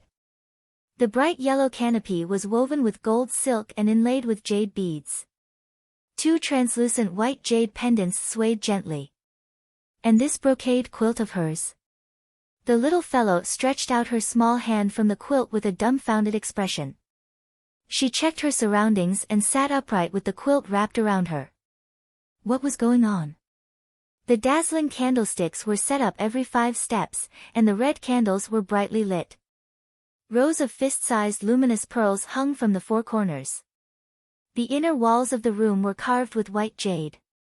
At a glance, the inside and outside of the room were bright and clear.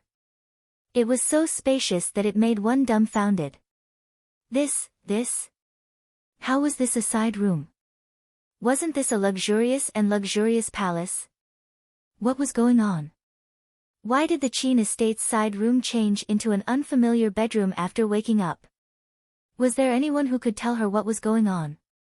Arbor hopped off the bed barefoot and ran a few steps. She lifted the heavy bead curtains and looked back. After running all the way, she had only just run out of the vicinity of the bed. Is there anyone here? Arbor threw the brocade quilt on the ground and ran to the treasure pavilion to rummage through her clothes in a short-sleeved inner garment. Xiao Yao led a row of palace maids in. When she came in with neatly arranged clothes, she was stunned to find her little master rummaging through something in front of the treasure pavilion. Our dear Xiaomu turned her head and saw Xiao Yao. Her eyes lit up, and she coughed awkwardly. I am looking for clothes. Pfft, Xiao Yao couldn't help but laugh out loud. Her little master was rummaging through clothes in the treasure pavilion. Master, you're finally back. Xiao Yao was already a big girl. She hadn't seen Arbor for many years. She was a little emotional when she saw it again. Xiao Yao. The little fellow played with his 2 small hands and ran forward. He wanted to take the clothes, but the palace maid who was holding the clothes stepped aside and bowed in fear. Master, which one do you want to wear? Xiao Yao bent down to help her put on her shoes first, and then pulled her to sit down and dress up. If you don't like anything, Xiao Yao will ask someone to prepare it. Arbor glanced over and saw dozens of girls holding clothes in their hands. She was dazzled. Whatever. Since when was she so particular? He casually pointed at the first girl. That can't be done casually. If Master is unhappy, His Highness will be angry. Xiao Yao smiled as she combed Ji Yunshu's messy black hair. She knew that her little mistress didn't care for a head full of jewels and jades, so she only took 2 light and delicate beads to decorate her hair. Arbor reached out and touched her small face that was so ordinary that it couldn't be found in a pile of embarrassing people. This is the Eastern Palace. Waking up in the palace, even a fool would know what happened in the middle of the night. The little fellow secretly ground her teeth. No wonder she slept so well. The crown prince must have drugged her again and secretly carried her back to the palace. Bastard! Where's that bastard? This baby wasn't happy. Xiao Yao put down the comb, and her small hands stiffened. She coughed lightly and said, His Highness has to meet with officials in the South Study at this time. He'll be back a little later. Humph. I also have things to do. Xiaomu casually picked up a robe that a palace maid was holding and put it on. She was about to walk out of the bedroom. Unfortunately, before she could take 2 steps, she was pushed back by a strong force. Her small mouth gaped open, and the little fellow reached out to hold her head in shock. Arbor focused her eyes and saw that the entire bedroom was surrounded by an abnormal airflow. It was like a soft and transparent cover, wrapping her inside. Xiao Yao covered her mouth and snickered. Little master, don't bother. You won't be able to leave. His Highness was worried that you would secretly run away again, so he temporarily placed a restriction on your body. Don't worry, it'll be fine as long as His Highness is back. Arbor. I'm worried. It's over. I'm going to sleep early today. I only slept for 4 hours yesterday. Life is hard.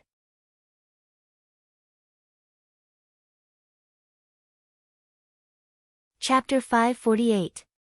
It would have been fine if Xiao Yao didn't mention it, but now that she did, Arbor's pitiful little heart became unsettled and uneasy. Arbor reached out to pull Xiao Yao over. This young lady was now a tall and voluptuous young lady of 17 or 18 years old. She had a rosy goose-egg face and a pair of smiling eyes that were very lively. "Little master, if you have any instructions, feel free to tell Xiao Yao," Xiao Yao said with a chuckle. "Xiao Yao, can't I go out for a walk?" It was rare for the sky to clear up, and it was her first time returning to the palace, so why couldn't she go out for a stroll? Xiao Yao shook her head like a rattledrum. "That won't do, little master. You also saw it. His Highness set up layers of energy to surround the bedchamber. His Highness didn't give you the right to pass through, so you can't go out. This is a defensive barrier, right? Don't think that she didn't know what this thing was." Our dear Qiao Mu secretly ground her sharp teeth. She had seen Fan Qiuhe use this kind of large-scale defensive barrier in the past. It could instantly envelop several people or even more than a dozen people inside and resist external impacts. The defensive barrier's effect was comparable to that of a defensive mystic artifact. The difference was that the defensive barrier created by a defensive mystic artifact only had a defensive effect at best.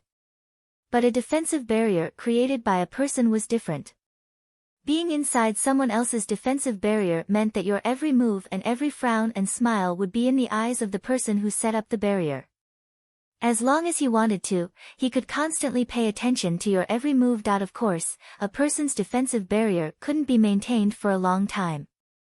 Ordinary little mystic cultivators couldn't create a defensive barrier at all.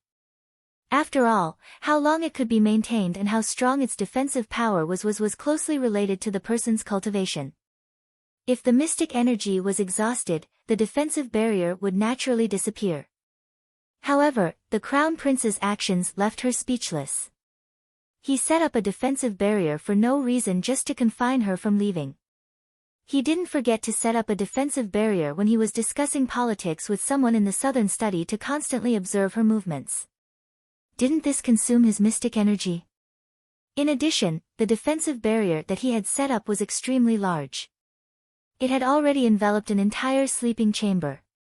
In that case, it would consume even more energy. Only, he did not know. Where had his cultivation reached? This kind of behavior of casually opening a large-scale defensive barrier was so willful that it made one's hair stand on end. Xiao Yao awkwardly laughed twice. She also felt that His Highness was too nervous. Little Master was already in the Eastern Palace. Where else could he run to? Entering and exiting the palace required an identity token. If he didn't give her the token, how could the little master leave? There were tens of thousands of imperial guards patrolling the inner palace. They were not just for show. The chances of the young master sneaking out of the palace were too small. If Arbor knew what Xiao Yao was thinking, he would definitely snort at her. If I use an invisibility talisman, they won't be able to see me even if I sneak up to them. Not everyone's cultivation is higher than this baby's. As long as she was careful and avoided those with top-notch cultivation, how could ordinary guards stop her? Just as the two were talking, Xiao 11Z walked in with a group of people carrying large chests. Arbor widened his eyes and stared straight at Xiao 11Z and company. Xiao 11Z and company hastily went forward to salute and said respectfully, "Miss, His Highness said that if Miss feels bored, you can read these medical books to relieve your boredom."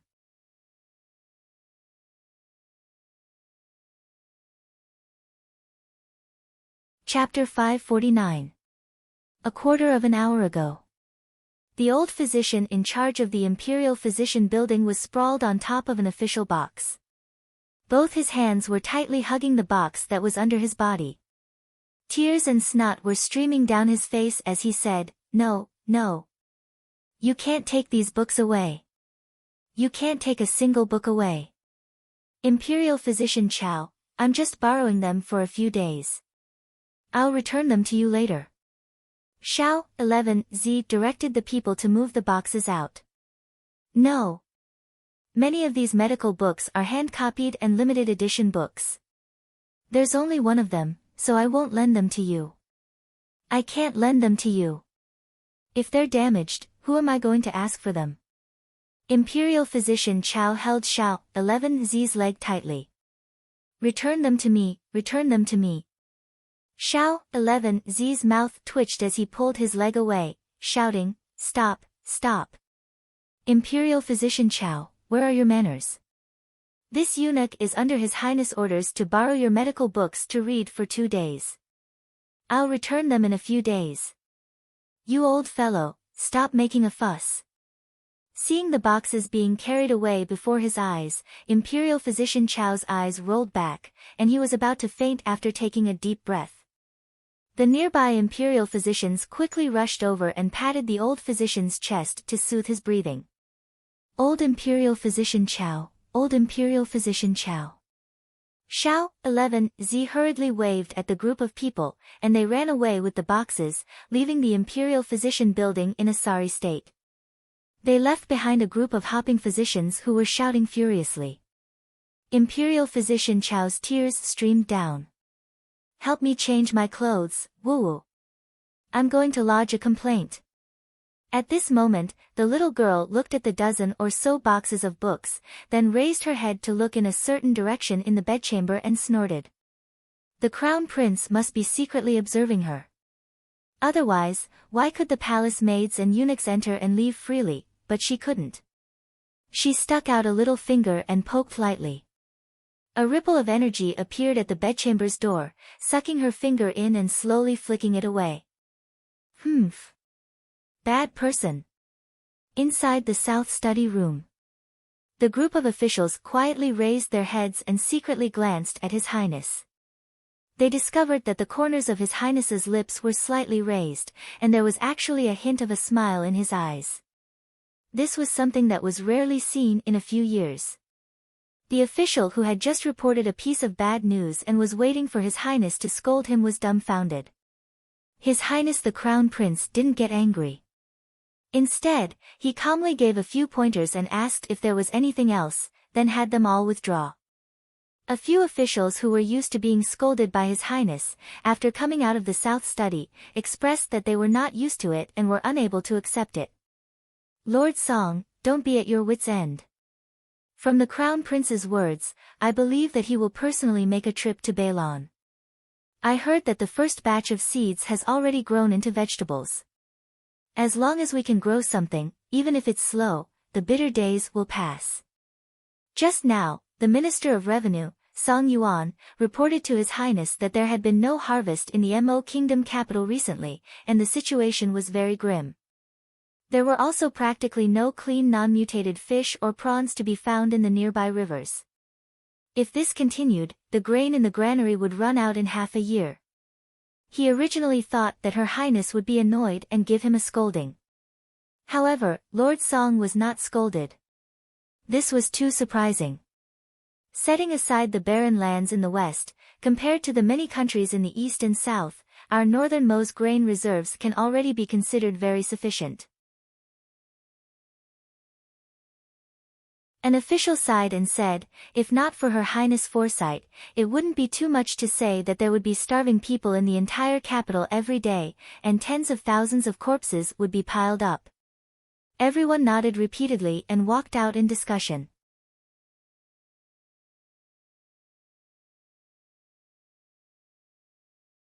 Chapter 550. Mo Yen closed the document in her hand and stood up to walk outside. Xiao 11Z wasn't present, so another young eunuch quickly followed behind the Crown Prince. "Young aunt." The Crown Prince's footsteps paused, and he tossed him a piece of paper. "Order the meal to be served according to the menu." The Crown Prince was suddenly being particular. Young Lu Zi was a bit confused, and he followed with small steps. "Your Highness, order the meal to be served in the bedchamber." Mo Yen responded and waved his hand to have him leave. Then, he strode quickly towards his bedchamber. A moment later, she arrived at the entrance of the bedchamber. She waved her hand to dismiss the palace maids who were waiting to salute, then quietly walked inside. The little fellow was hugging a small jar of dried fruit and sitting on the brocade couch by the window. There was a thick medical book on her knees, and she would occasionally flip through a few pages. Xiao Yao, who was quietly standing to the side, raised her head to see him enter. She hurriedly wanted to salute him. Mo Lien reached out to stop her, and with an indifferent glance, Xiao Yao quietly bowed and left the bedchamber, leaving the large space for the two masters. Arbor was engrossed in reading, and her small hand unconsciously picked up a piece of dried fruit and nibbled on it. The vast amount of medical knowledge in her mind overlapped with that in the book. She discovered that many of the medicinal herbs in the book only had different names from the ones in her mind, but their usage were more or less the same. In fact, the things that appeared in her mind from time to time were much more accurate and effective. She had definitely accumulated a large amount of medical knowledge in the past, so there was basically no need to doubt this. After her death in her previous life, until her rebirth, during this period of time. What exactly happened?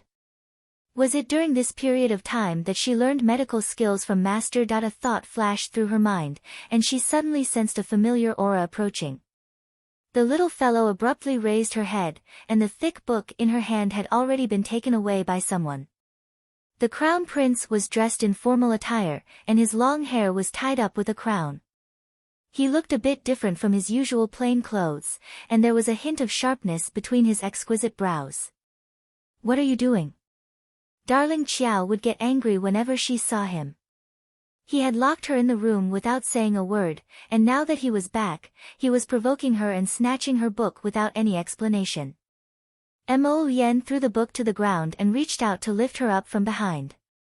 He whispered in her ear, "Don't you have anything to say to me?"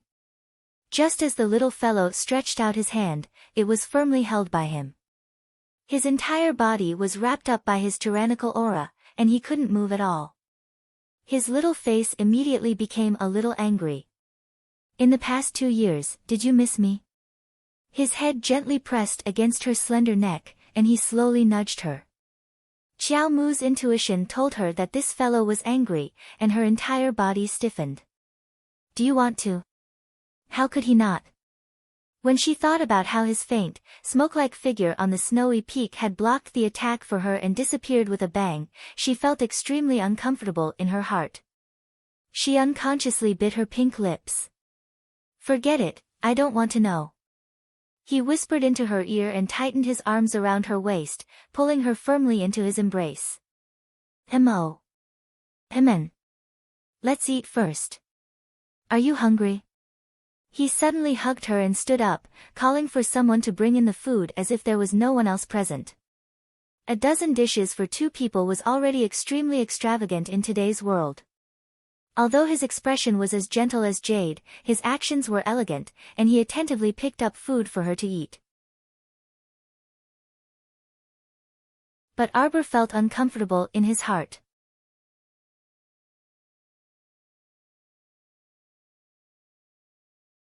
Chapter 551. This person was clearly suppressing a bellyful of anger, but he didn't say anything. It was so annoying to look at. "Just say what you have to say." Arbor tossed her chopsticks and said angrily, "I'm not eating anymore." The 2 royal maids who were accompanying them abruptly glared. They had never seen anyone who dared to be so impudent in front of the crown prince. "Rest if you're not eating." Mo Lien stood up and silently tossed his chopsticks aside. He reached out to grab her small hand. The little stoic was instantly enraged. She wanted to fling his hand away but failed. Her eyes were brimming with anger. "You're ridiculous." Crown Prince Mo gazed at her silently. The more he was like this, the angrier the little stoic became. She turned around and ran out of the bedchamber. Mo Lien's figure flashed, and he instantly blocked her path. The little fellow ran without thinking and bumped into his arms. "Where are you going? You still want to return to the Qin estate? Are you that reluctant to part with that Omega Kotoku?" Mo Lien instantly flew into a rage. He hugged her and turned her small face to face him. Why did he mention Omega Kotoku for no reason? Arbor struggled with her small arms and legs, but how could she break free? She angrily punched him. "I'm telling you, the Qin estate has already been surrounded. The houses collapsed and so many officials' families were injured. A dangerous level 4 zombie also appeared in the estate. Right now, all of them are under observation. Not a single one can come out.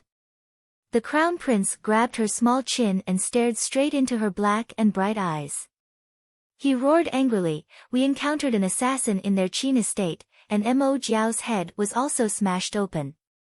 Attacking the royal family is unforgivable. We must confiscate their Qin family." "Fine, we'll confiscate it. Why are you yelling at me?" Our dear Qiao Mu was extremely angry and kicked him. His Highness was used to this signature kick, so he didn't mind it at all. However, the surrounding royal maids and eunuchs were all scared witless, and they lowered their heads and prostrated themselves on the ground. "You're not worried?" Mo Lian's expression eased slightly. "What do I have to worry about? You speak eccentrically all day long. If you're angry, just let it out. Don't hold it in." Arbor angrily kicked him a few times, leaving a row of small footprints on his robe. Mo Lian was instantly angered to the point of laughter. Carrying the little thing in her arms, she parted the curtains and walked into the inner room. She coldly said, "All of you, leave. Shouldn't I be angry?" He threw her onto the soft brocade on the side of the bed and leaned in close, his breath completely enveloping her. "You didn't leave a single word behind and ran away for more than 2 years without saying a word. When we met again, you were already in the Qin estate. That damned Omega Kotoku. Was he even worthy of being her protector?" I. Arbor immediately withered. The little fellow knew that she was in the wrong, but she still couldn't help but say, "Then don't blame me." Mo Lian laughed angrily. "How am I weird? You're obviously so angry that you can't wait to beat me up, but you still look like you're bathing in the spring breeze. Isn't it uncomfortable to hold it in?" "Oh, so you're saying that even if I don't hit you, you'll still remember. All right then, let's fight." He suddenly reached out and pressed her down on his long legs. Darling Qiao was immediately stupefied. "What? This immoral ghost, is there anyone who cheats people like you?" Seeing his palm fall, Arbor was about to die from anger. Why was she so stupid? Wasn't she asking for a beating? However, in the next second, he flipped her over and hugged her, his warm fingers gently caressing her small face. How could he bear to hit his darling?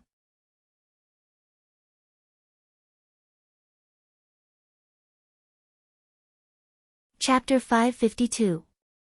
You'll be of marriageable age in 3 months, right? He changed the topic too quickly. Darling Qiao couldn't keep up with his pace. Qiao Mu gave a muffled "mhm."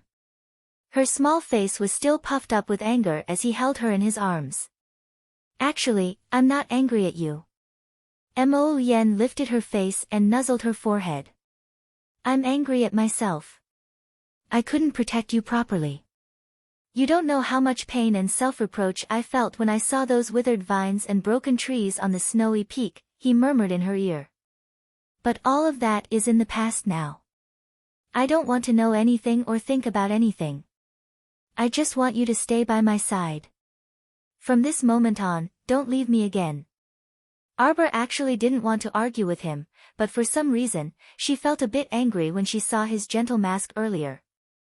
Now that the two of them had a heated argument, this little fella felt more at ease. When she heard him say that, her boundless guilt was aroused, and she timidly looked at him and said, "Sorry." Speaking of which, she was willful in front of him and was used to acting coquettishly. She really couldn't bear the slightest bit of grievance from him.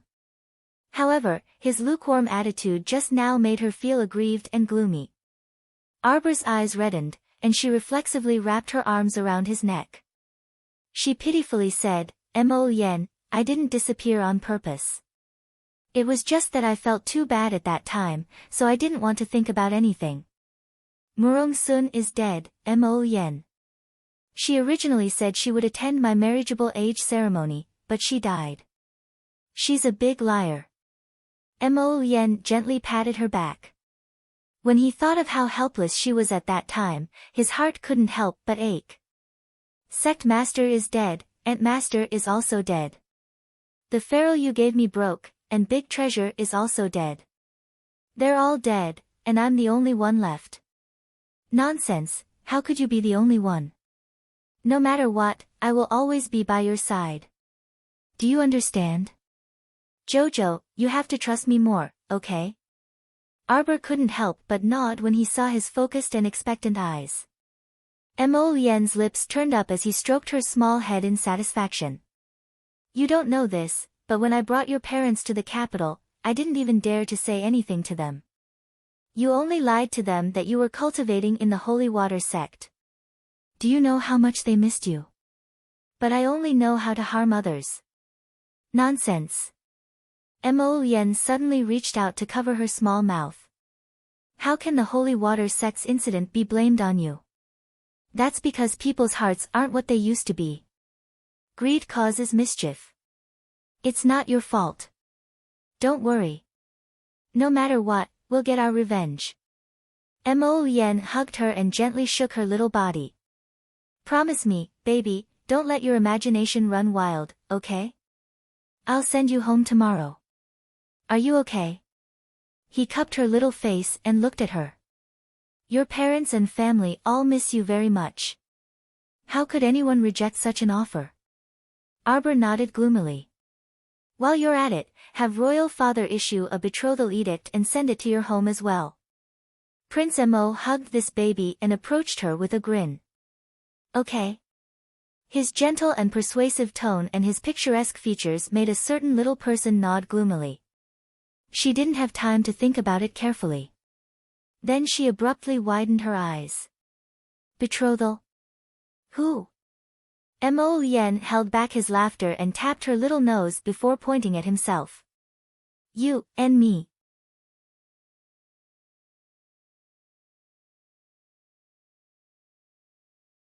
Chapter 553. The little stoic's expression abruptly became exuberant.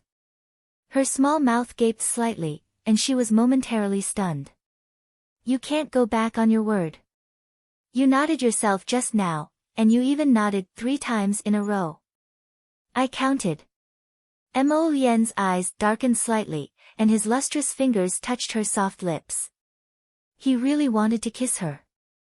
A turbulent thought surfaced in his heart, but he forcefully suppressed it. Darling is still young, don't scare her first. It wouldn't be good if he scared her away again. Look. No matter what, we've been together for 7 to 8 years, so we should at least confirm each other's status, right? Prince Mo said as he swayed her small body. Don't be scared, darling. We're just confirming our status, nothing else. He couldn't resist lowering his head and kissing her dazed little face. Soft and sticky, the texture was really good. When you weren't here, I would be filial to my in-laws every 2 to 3 days. They especially like me. Mo Lien suppressed her laughter and said seriously, don't worry, your in-laws definitely won't object to this. Stop. Arbor felt that she increasingly couldn't keep up with the crown prince's train of thought. You? Didn't you say before that we were friends? That we were friends? The words were still ringing in her ears. But didn't you say you didn't have any friends? Mo Lien looked at her seriously and said solemnly, I thought about it. If we don't have any friends, then so be it. We won't be friends anymore. The title of husband and wife is good, what do you think? What else can I say? You're about to betroth me. Don't be fooled by how he kept asking if it was good. In reality, he had already made up his mind. A certain darling was dumbfounded and couldn't come back to her senses for a long time. Mo Lien was laughing uncontrollably on the inside, but she still maintained a serious expression. She reached out to lift the little girl's chin and stroked it. Darling? My suggestion is very good, right? Let's do it like this. Tomorrow, we'll pass down this betrothal decree while we're at it. Okay. Why did she keep feeling like something was off? Arbor blinked and wanted to say something. Prince Mo continued, Don't worry, it's just a matter of settling the marriage before your hairpin ceremony, nothing else will be affected. Look at you, you're already so old. Men should get married when they're of age. Don't be afraid of getting married. Be good. But, is it that simple to issue an edict? Arbor asked blankly. Mo Yen smiled and lowered his head. While she was in a daze, he kissed her again. Don't worry, baby. I can handle it. If his father dared to stop him from marrying a wife. That night, Mo Yen went to the imperial study and talked with the great king for more than 2 hours before leaving with the imperial edict. This matter immediately caused the princes and concubines who heard the news to be unable to sit still. They all sent people out to find out what the crown prince and the great king had discussed in secret in the study. Unfortunately, the news was tightly sealed, and no one was able to find anything. After the crown prince went to the imperial study to ask for the imperial edict, Arbor walked around the bedchamber without stopping for a moment. He felt that he had been tricked by someone. What did he mean by it was just a simple title and nothing else?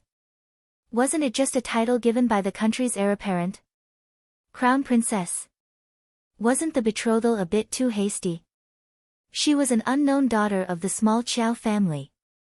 If she suddenly became the crown princess, it would definitely cause a huge uproar in the capital. Arbor reached out to massage her head. She heard the voices of the palace servants. She saw a person dressed in a moon-white casual robe. His features were picturesque as he walked towards her with a smile. In an instant, Arbor felt that all her worries had disappeared. Who cares? Everything will be fine when it comes to it. Today ended.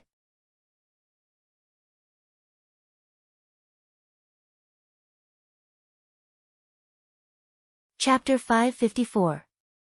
Early the next morning, when the sky was still just beginning to brighten, a marriage decree was delivered to the Qiao estate, immediately stunning the entire family and even the entire capital. The Qiao family, from the elderly matriarch to the servants, all knelt in front of the main hall to receive the decree. When they heard the edict say, the Qiao estate's eldest miss has a gentle, refined, and virtuous character, and is specifically designated as the crown prince's consort, some of the maids and servants who didn't know a certain child very well didn't express anything. They just had dumbfounded expressions. But the elderly matriarch couldn't help but twitch her mouth. Who said this? Who exactly was it? Could Xiao Mu, that little girl, be worthy of these 8 words? Gentle character and whatnot, could you stop joking around? At the end of the imperial decree, it even mentioned Xiao Zhongbang and Wei Ziqin. The great king said that the husband and wife had rendered meritorious service in raising the crown princess and specially promoted Xiao Zhongbang to be the Marquis of Jiayuan. His wife, Madame Nei Wei, was conferred the title of a third-rank noble lady and bestowed a marquis estate, jewelry, gems, brocades, food, and so on.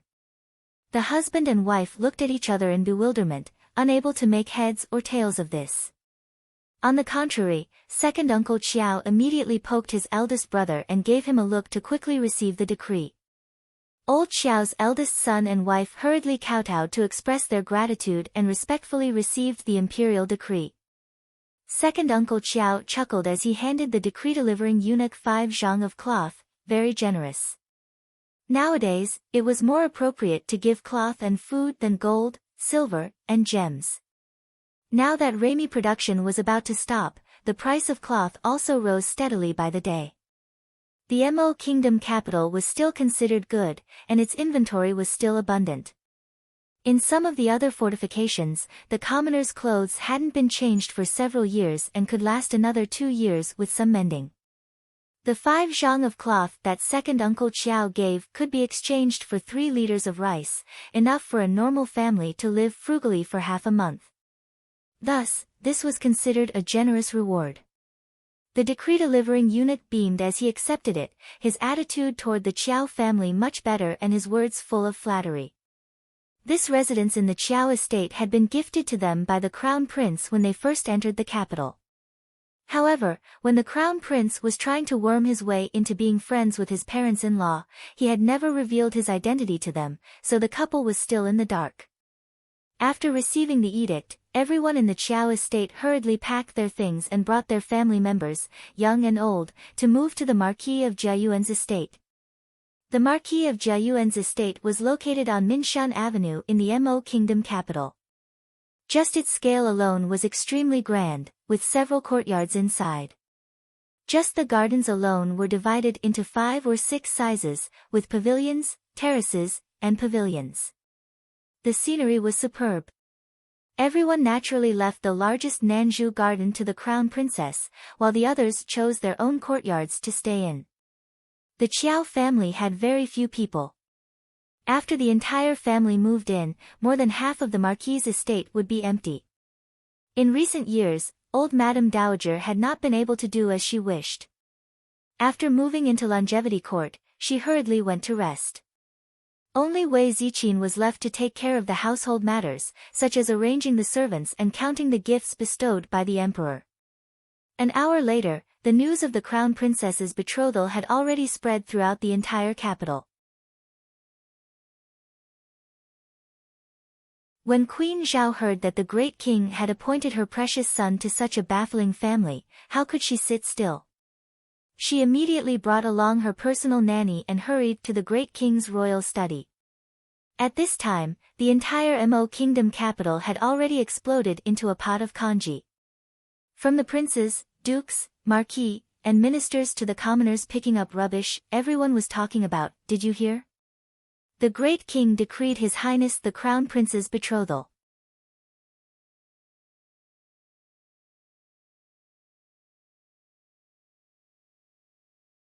Chapter 555. The Crown Princess had never seen her in person and had only heard of her name. She had never appeared in front of anyone, but she had already become a hot topic both inside and outside Northern Mo's court. Talisman patrician family Mu Qianqian flew into a rage inside her room and smashed everything that could be smashed into smithereens. When Madame Mu entered and saw the mess on the floor, her brows twitched, and her heart ached immensely. The current situation wasn't good, so food had to be exchanged for things that were smashed. The family's stockpile of food wasn't enough for her daughter to squander like this. Thus, every item that was smashed was one less item. If this continued, this Miss Mu's boudoir would soon become empty. "Alright, what's the use of throwing a tantrum?" Madame Mu grumpily said, "You're just making a fool of yourself in front of the second and third branches by making a scene here. Who dares to make fun of me?" Mu Qianqian's long, shapely brows shot up, and her hatred was hard to conceal. "What Marquis of Jiayuan's estate? I've never heard of it before. I don't know where this little bitch came from, but she stole a man's soul in an instant. She really is a shameless bitch. Yo! Look at what eldest miss is saying. She is the crown princess that the great king has officially betrothed. It's fine if eldest miss says this at home. But if this gets out, there's no doubt that our Mu family isn't strict in our upbringing, teaching a young lady to speak filthy words. It's fine if eldest miss is shameless, but don't drag so many unmarried young ladies in the estate down with you." A middle-aged woman in a luxurious gown chuckled as she walked in, followed by a young girl of similar age to Mu Qianqian, who was covering her mouth as she chuckled. When Madame Mu saw this woman, she immediately flared up in anger and bellowed at the maidservants, "Are you all dead? Don't you know how to announce the arrival of the second branches, madam? Hey, eldest sister-in-law, don't randomly blame the servants. We did announce her arrival. It's just that the sound of eldest miss throwing a tantrum and smashing things was drowned out by the sound of the announcement. Don't say that we, the mother and daughter of the second branch, are rude." Madame Mu looked at her sister-in-law's sarcastic words and was so jealous that her stomach hurt. She waved her hand impatiently and said, all right, Madame Lu, who doesn't know that you came here today to laugh at our first branch? Now that you're done, you can leave.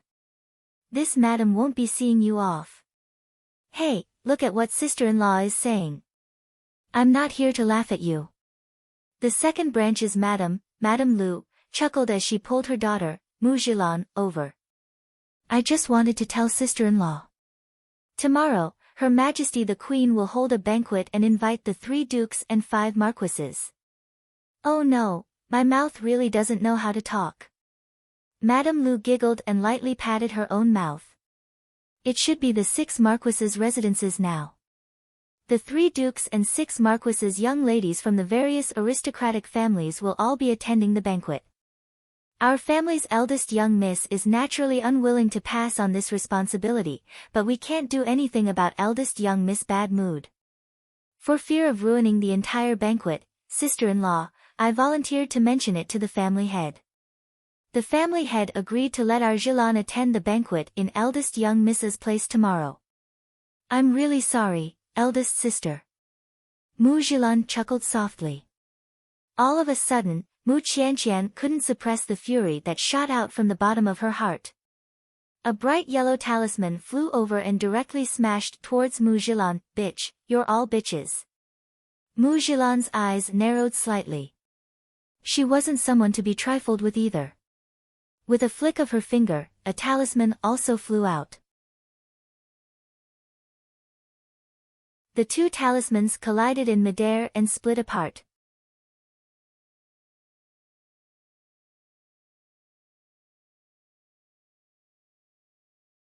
Chapter 556. Arbor didn't know what kind of ruckus the entire Mo Kingdom capital was in right now. She slept soundly until the sun was high in the sky. When she opened her eyes, she discovered that it was almost noon. The Crown Prince was grinning as he propped up his chin and sat by the bed, gazing at her. When their eyes met, Arbor immediately shrunk her head into the brocade quilt wrapped in a cocoon. What was going on? That guy's slightly raised phoenix eyes looked very alluring. Once she accidentally touched them, she felt like her heart skipped a beat. It was very baffling. She shrunk into the quilt and calmly reached out to check her pulse. It was quite normal. Her body was very healthy. Suddenly, the quilt was lifted into the air. The little fellow, who was wrapped in the quilt, hastily poked her head out. What are you doing? Get up, change clothes, and eat something. We still have to rush back to your maternal home. If we don't leave now, we won't even make it for lunch. In any case, we have to go back and have a reunion dinner. Reunion dinner again. The little fellow unhappily pursed her lips. Don't you have to go to the southern study to handle matters today? It's done. The Crown Prince beamed as he took out a clean and moist handkerchief to wipe the little fellow's face. How efficient am I? If we finish things early, we can stay at your maternal home for a whole day today. Xiao Yao, who was holding clothes at the side, pursed her lips and smiled. I'll do it myself, I'll do it myself. Arbor reached out to take the clothes, but the Crown Prince avoided her hand and insisted on letting her wear them. Today, she changed into a light yellow robe with large sleeves, embellishing the little one with pink and tender skin. She then draped an extremely rare moon-white ice mink overcoat over it.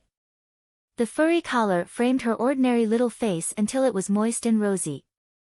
After Xiao Yao finished braiding her hair and pasting on the beaded flowers, the little fellow sat in front of the dressing mirror and took out some medicinal powder to rub on her face. The Crown Prince raised a brow and looked at her with a grin. This little thing was finally willing to reveal its true appearance. As our dear Qiao Mu fiddled with her small face, she was still unconvinced. Let me ask you, how did you, Duan Yu, and Situ Yi recognize me at a glance? Mo Lian said with a smile, Duan Yu and Situ Yi, those 2 fellows, definitely got it right by chance. Of course it's because of you. Prince said as he walked behind her. Jojo's every frown and smile is engraved in the depths of my heart. Even if I'm blindfolded, I can still see. Mo Lian was stunned. She paused for a moment before saying, I recognized you. The little fellow turned her head to look at him. That little face without any makeup overlapped with the one in his memory. No, she was even more beautiful than he had imagined her to be when she grew up. Xiao Yao also widened her eyes and said excitedly, Little miss, you've become prettier. That's right, that's why I said, how could such a beautiful and adorable young lady be so ordinary when she grew up? I didn't dare to say anything these past 2 days. She was afraid of touching on Mrs. Sore Spot. She originally thought that a good-looking young lady would become ordinary when she grew up. Arbor looked at her speechlessly. The Crown Prince couldn't help but laugh, and he reached out to lead the little girl to his side. Let's go, we'll take a carriage over. Oh right, you might not know yet. Your father has been conferred the title of Marquis of Jiayuan. The entire Qiao family has moved to the Marquis of Jiayuan's estate on Minshan Avenue, right next to Minister Song's residence.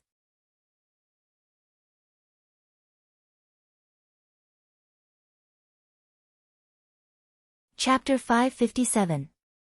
Needless to say, those who lived on Minshan Avenue were definitely influential families. The Marquis' estate's neighbors were probably all high officials of the court, so the entire estate's class was immediately raised by quite a bit. The Crown Prince's carriage left the Eastern Palace and unimpeded through the northernmost Huabei Gate. After passing through Anshuan Avenue, which was located in the central axis, they would arrive at Minshan Avenue after turning a corner. It could be seen that Minshan Avenue's location was extremely good. The carriages of high officials and nobles came and went, and very few commoners dared to set up stalls and cause trouble here. The Crown Prince was traveling in a low-key manner this time and didn't bring many people with him. There were only 20 royal guardsmen escorted by He Tian. He Tian had already been promoted from a lowly centurion to the deputy commander of the royal guard as an exception. Of course, this was also due to the Crown Prince's trust.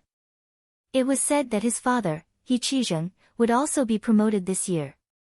As long as nothing strange happened, the position of Minister of Works was basically within his grasp. Just as Arbor was nervously following a certain Crown Prince back to the Marquis of Jiayuan's estate, a shabby donkey cart appeared at the Mo Kingdom capital's western city gate. It pulled 6 or 7 weary-looking people to the very end of the line to enter the city. A family of 3 followed behind the donkey cart. Their clothes were ragged, and they were so emaciated that they almost didn't look human. Because a level 4 zombie had appeared in the Qin estate, the Mo Kingdom capital was currently under martial law, and the northern and southern city gates were closed. Only the eastern and western city gates allowed entry and exit. But according to the rules, commoners and some peddlers could only go through the western city gate. Thus, the line to enter the city was very long as it was nearing noon. In consideration of the commoners, there was no need to pay any fees to enter and exit the Mo Kingdom capital. However, the situation these 2 days was very special, so the speed of inspection and clearance was extremely slow. The Mo Kingdom capital was Northern Mo's largest city, so the quality of the city guards was extremely high. Nothing unpleasant happened, and although the line was long, it was very orderly. The people on the donkey cart kept craning their necks to look at the entrance of the city gate, their eyes filled with longing. They all had disheveled hair and dirty faces, not much better than the ragged family of 3 behind them. Auntie Nyo, is what you said true? If I come to the Mo Kingdom capital, will I be able to find Granny and the rest? The young woman who spoke had a tanned face from being exposed to the sun and wind. Her figure was very thin, and she was holding the hand of a 12-year-old son who was also thin and small. His cheeks were so thin that they were sunken in. Hey, you don't believe me? I'm telling you, Su Jiao, your mother-in-law and the eldest branch's family are living very well. In the past, they were doing very well in Shijiao City. 2 years ago, they moved out of Shijiao City without a word. I spent a lot of time and effort before finding out that they came to the Mo Kingdom capital. The old woman who spoke had an envious look in her eyes. She had a protruding chin, revealing her thick black teeth when she opened her mouth. Su Jiao was precisely the daughter-in-law of old Xiao's 3rd branch. Ever since the day of the zombie outbreak, old Xiao's 3rd branch's family of 3 had been completely unlucky. Back then, they didn't manage to hitch a ride on the eldest branch's cart and were left behind in the village. As they fled, they almost lost their lives.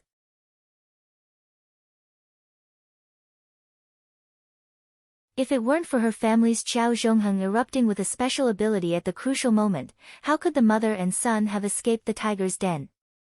They might have long been fed to a large pile of zombies. Because they left in a hurry, they practically didn't take anything with them. The Qiao family of 3 didn't want to recall their past misery.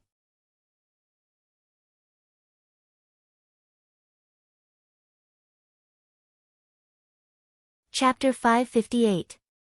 Seated on the lazy donkey cart were Granny Nyo and her family from the Wei family village. Many of their large family of more than a dozen people had died in the past few years, and only 7 people, including Granny Nyo, were left. The lazy donkey had also lost a lot of weight, so it was impossible for it to pull 7 people on a long journey. It cursed and fought the entire way, desperately rushing to the Mo Kingdom capital. Speaking of the Qiao family, Granny Nyo had a bellyful of anger.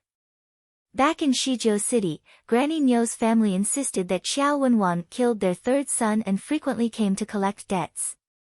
In the beginning, the Qiao family would still give them some food and cloth. But after a long time, even Xiao Zhongbang, who had the best temper in the Qiao family, became annoyed with them and instructed the city lord to guard strictly. As long as their family appeared, they would be immediately chased far away. Later on, they simply couldn't approach the Qiao family in Pear Blossom Alley. Suffering from hunger and cold every day, several people in their family starved to death. Your old Xiao's eldest branch couple simply aren't humans. Granny Nyo angrily said, I'm telling you, Su Jiao, you still have to find elderly lady for this matter. As long as elderly lady agrees, we might be able to stay. It's no use finding the eldest branch couple. Those 2 have hearts as hard as iron. Back then, my family's youngest grandson was so sick that he was about to die, but they weren't willing to give him a mouthful of hot soup. That's right, that's right. Granny Nyo's eldest daughter-in-law, Madame Nebo, tugged Su Jiao's hand and earnestly advised, look at our 4th branch's family of 3, they all starved to death. It's clear how harsh and ungrateful your old Xiao's eldest branch is. They simply didn't tell us when they moved away from Shijiao City back then. Bah, tell us. They deliberately avoided us and directly moved away from Shijiao City. Granny Nyo spat and turned her head to the side in an eccentric manner. I'm telling you, Su Jiao, your old Xiao's eldest branch is living well. They definitely have better prospects, so they moved to the Mo Kingdom capital. Otherwise, why do you think they moved here? Isn't that logical? Auntie's words are very reasonable, Su Jiao said with a dark face. Sister-in-law, look at how hungry your Xiaolong is. They're both old Xiao's grandsons. Why should I? Madame Bo continued to pick and winked at the 2nd branch's daughter-in-law, Madame Sunday. Madame Sun hurriedly followed up with a few words, but Madame Sun had always been clumsy with words, so she couldn't say much. Upon seeing this, Madame Nebo irritably glared at her sister-in-law. She tugged on Su Jiao's hand and persuaded earnestly, Sister-in-law, I'm only telling you this because I think you're my own sister-in-law. Back then, our family was screwed over miserably by your 1st branch. Not only did the 4th branch's family of 3 starve to death, but the 2nd branch's, oh, you can ask my sister-in-law, her 2 daughters also starved to death. At the mention of her 2 daughters who had starved to death, Sun Shi hurriedly wiped away her tears. At that time, there wasn't enough food at home. It must have been enough for the 3 sons of the 1st branch of the Wei family to eat. She gave birth to 3 daughters, but they didn't get much food. In the end, 2 of them starved to death. Granny Nyo waved her hand and said, in short, let's try our best to contact your granny first. The Mo Kingdom capital is so big, who knows where to find them. Su Jiao was so angry that her stomach hurt. When she recalled how her family of 3 had suffered for so many years, yet the 1st branch's people actually ate and drank well, she felt indignant. Humph, I don't believe that we can't find your old Xiao family with so many of us.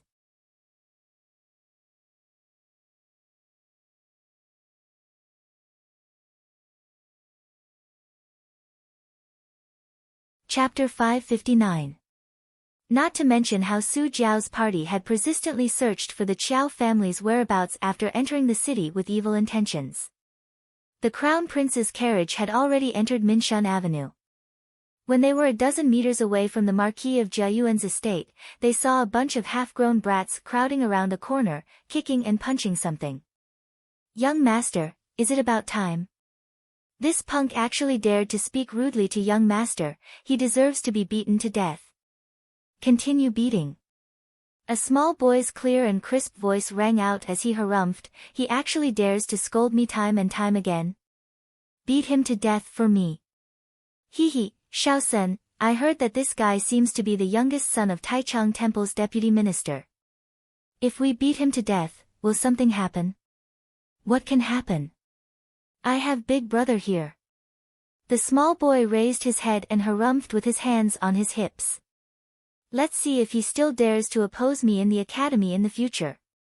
I'll beat whoever I want to beat." "Beat him. Use more strength, did you not eat?" "Ha, that's right.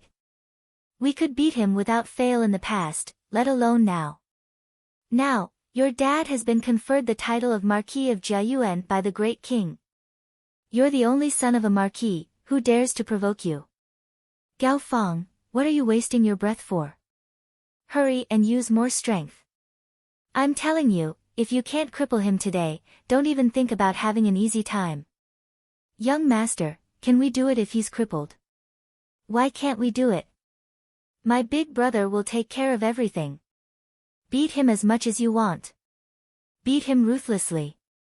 The small boy directed his lackeys to beat and kick the boy who had curled up into a ball in the circle. "All right, young master, rest and watch this one exert his strength." Arbor was still in the carriage when he clenched his small fists tightly. The crown prince coughed and was just about to say something when he was abruptly glared at by the little one's clear and cold eyes.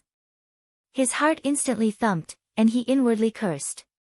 "The big brother he's talking about is you." Arbor's lips curled slightly as he asked coldly. "Jojo, listen to me." Prince cursed his brother-in-law in his heart. Shaosen is still young. Let's teach him slowly." Arbor didn't want to pay any more attention to him. He lifted the curtain with a swish, and before the carriage came to a stop, he jumped down, frightening the coachman. "What are you doing? Why aren't you stopping yet?" Qiao Mu shouted angrily. The 7 or 8 youths who were beating up the other youths simultaneously stopped and turned around to look. When they saw the young lady in front of them looking at them with her cold eyes, they couldn't help but shiver slightly. Intimidated by her terrifying aura, they all huddled together. Arbor's gaze fell on a 7 or 8-year-old boy in the front row. Draped in a thick deer fur cloak and wearing a brocade robe embroidered with golden thread, the little boy had red lips, white teeth, and bright eyes. His little face was red from the cold wind, and he was very cute. Looking at the lively little person in front of him, Arbor's cold eyes loosened a bit. "You, who are you? Why are you poking your nose into my business?" The little boy looked at Arbor with an inexplicable fear in his heart. He opened his mouth, but still straightened his neck and scolded. When the crown prince heard that this was bad, he hurriedly lifted the curtain and stepped down from the carriage. Just as he was about to speak, he heard Arbor laugh coldly. "You're so young, yet you don't learn good things. You're acting like a hedonistic son of a rich family. Why aren't you letting him go?" She shouted angrily, and the servant who was pressing down the little boy with a bruised nose and swollen face was so shocked that he retracted his hand and subconsciously trembled.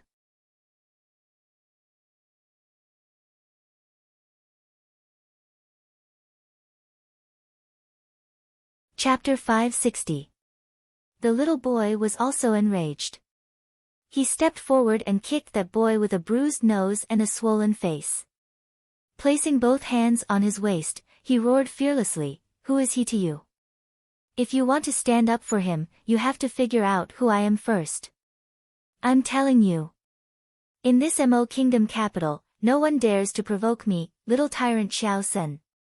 The crown prince sweated profusely from the side. Fuck, you already proclaimed yourself as little tyrant, so what else could the crown prince say? The crown prince wished for nothing more than to go up and cover that child's mouth. He face-bombed and called out, Jojo. He was thinking about how to put in a few good words for his little brother-in-law to smooth over this matter. This child really hit the jackpot today. This child was clearly very obedient in front of the elders on normal days. Why was he so unlucky today? Arbor turned back in anger and glared fiercely at the crown prince. The fury in his heart rushed up from the darkest corner at once. He rushed forward in 3 steps, picked up his little brother with one hand, and slapped him twice on the back without any explanation. These 2 slaps weren't light either. Our dear Qiaosen had never suffered this kind of grievance since he was young, and he started crying with a wah. The 2 henchmen beside him were anxious. They rolled up their sleeves, wanting to pick a fight with Arbor as they cursed, What are you doing? What are you doing? You don't want to live anymore? You even dare to provoke the little sir of our Marquis of Jiayuan's estate? Seeing that things were getting out of hand, the crown prince hurriedly shouted, Stop! Our dear Qiaosen hadn't seen this lord at first, but when he heard the familiar voice, he turned around and looked like he had seen a relative he hadn't seen in 800 years. He shook his little arms and legs, wailing as he struggled to break free from Arbor's grasp. He raised both hands in Prince Mo's direction and shouted with all his might, Big brother, big brother. Big brother, save me, big brother. However, his big brother couldn't save him today either. Not only couldn't he save him, but big brother also had a bad feeling. It was very likely that he would be thoroughly implicated by this pig of a brother-in-law. It was over. The crown prince stole a glance at the little fellow's expression. It was really over. The little lass had gotten angry. That stoic face was already completely filled with fury, and her eyes were even more blazing. Come with me. Come with me to someone else's house and apologize.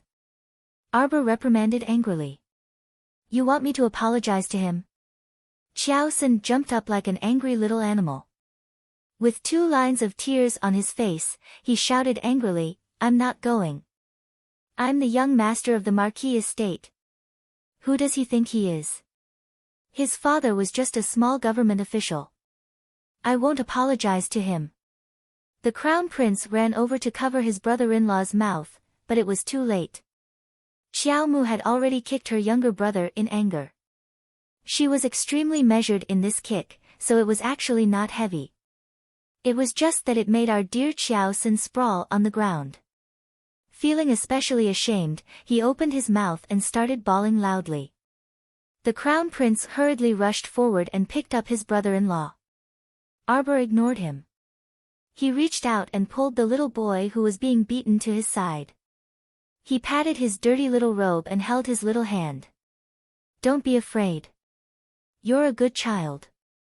Big sister will definitely make that bad child apologize to you. That little boy was also a tough nut to crack. He looked to be about the same age as Qiaosen, but he didn't utter a word after being beaten to this extent. He didn't even shed a single tear. Qiaosen stayed in the crown prince's arms. When he heard Arbor call him a bad child, he immediately refused to comply.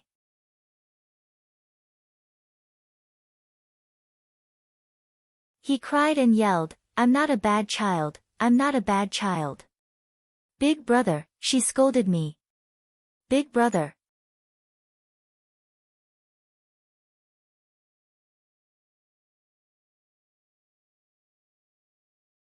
Chapter 561.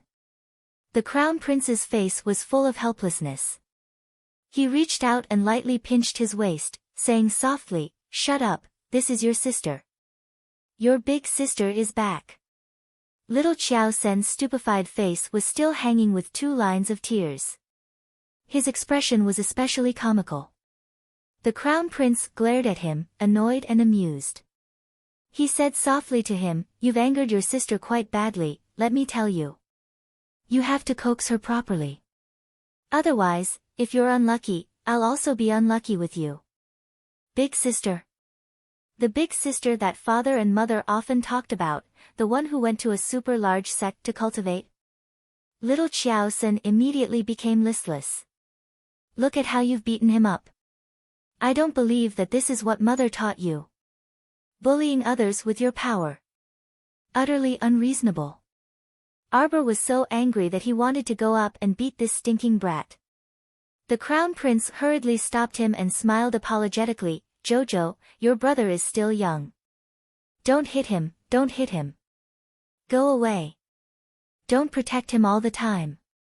Look at how you've taught him.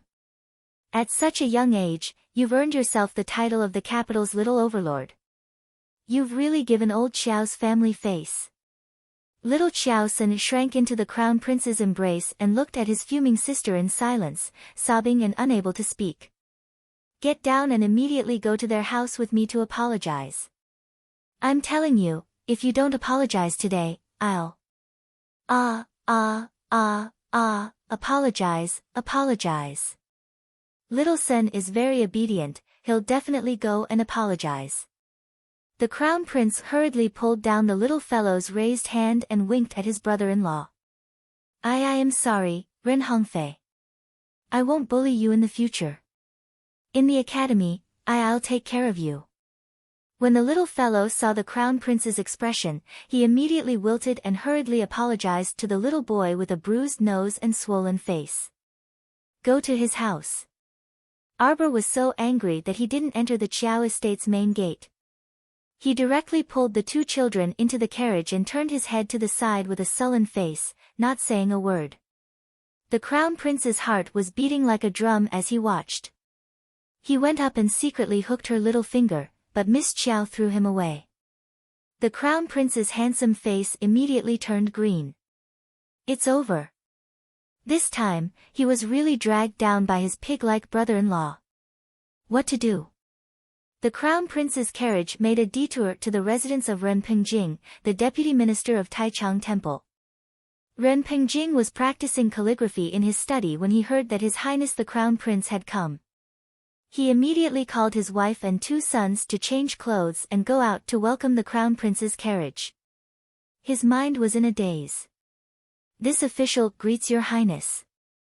I did not know your highness is coming. Wei Qin did not go out to meet you.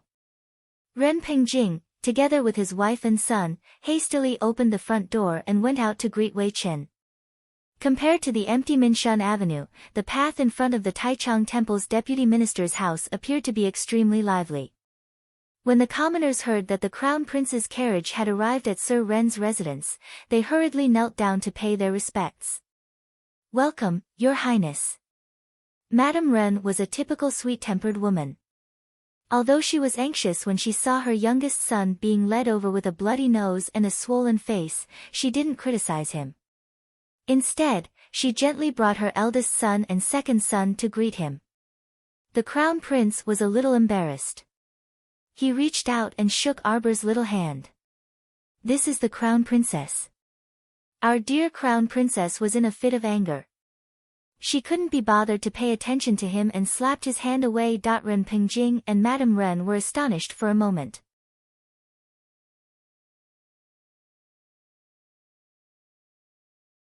When they saw the young lady in front of them clearly, they couldn't help but sigh inwardly and hurriedly went up to greet her. Greetings, Crown Princess.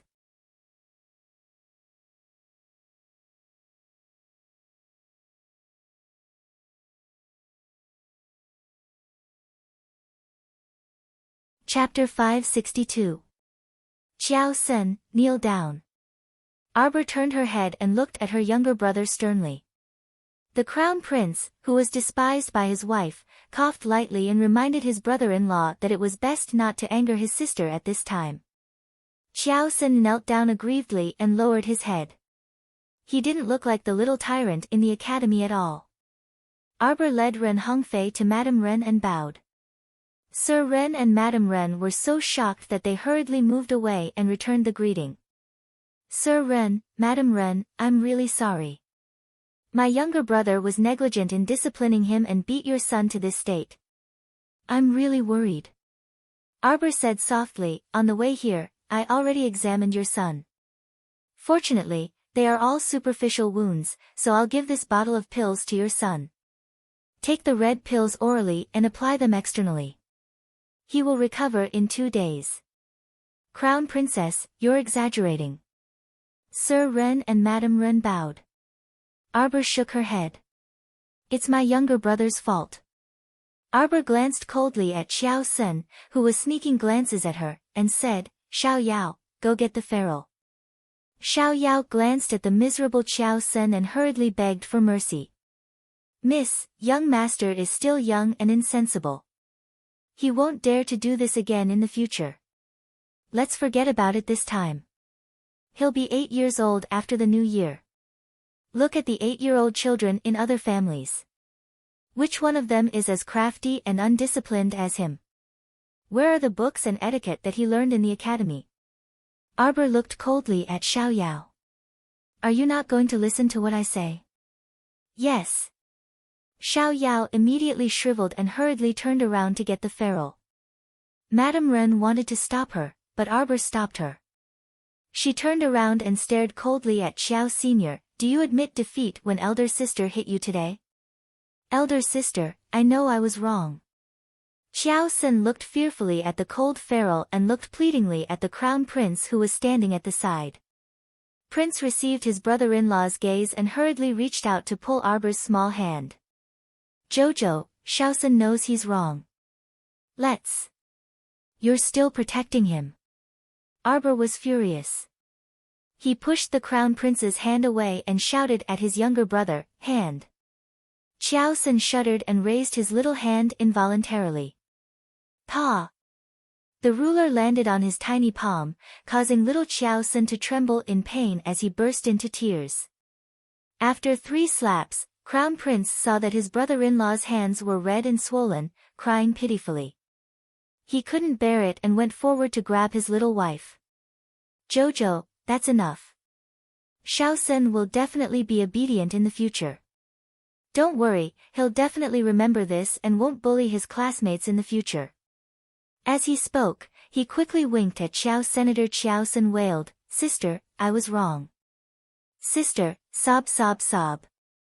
Madame Ren didn't dare to offend the crown prince's brother-in-law and hurriedly tried to dissuade him, saying that it was just children playing around and shouldn't be taken too seriously. After sending off the furious crown princess, the couple looked at each other and pulled their youngest son in front of them to take a closer look. Sure enough, they saw that the wounds on his hands and face had been carefully treated. The medicine used was also unheard of and was very precious. Some of the small wounds on the child's face had already healed. Elder sister is a good person, Ren Hongfei said softly. His father glared at him. What nonsense are you saying? That's Her Highness the Crown Princess. How can you casually claim kinship? Remember this in the future.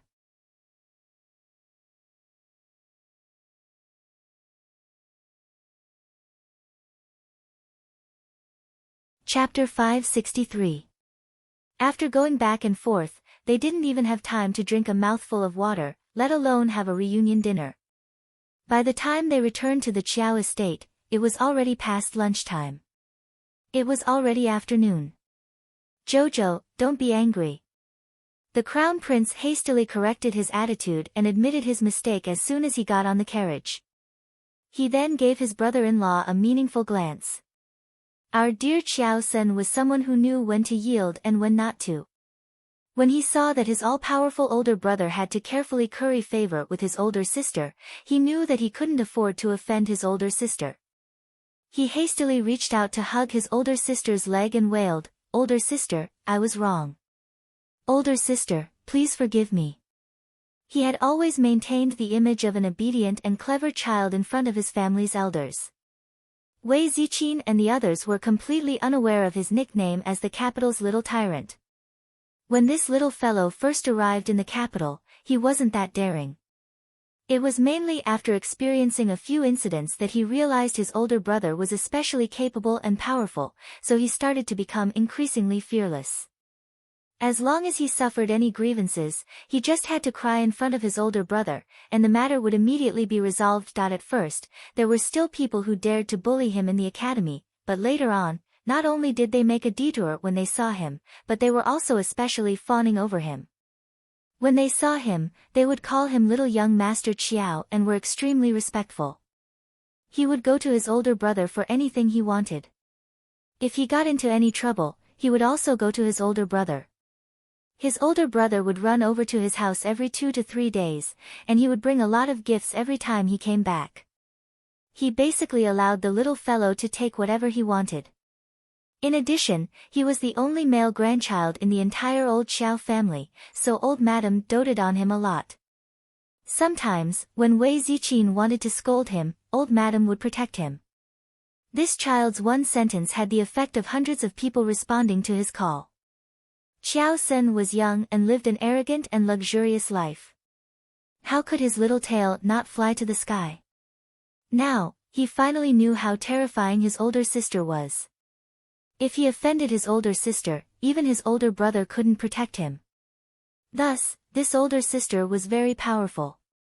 He was young, but he knew how to read people's expressions. When he saw that his older sister's expression had softened, he cried even harder and begged for mercy. Arbor didn't want to beat him up. She just recalled her previous life.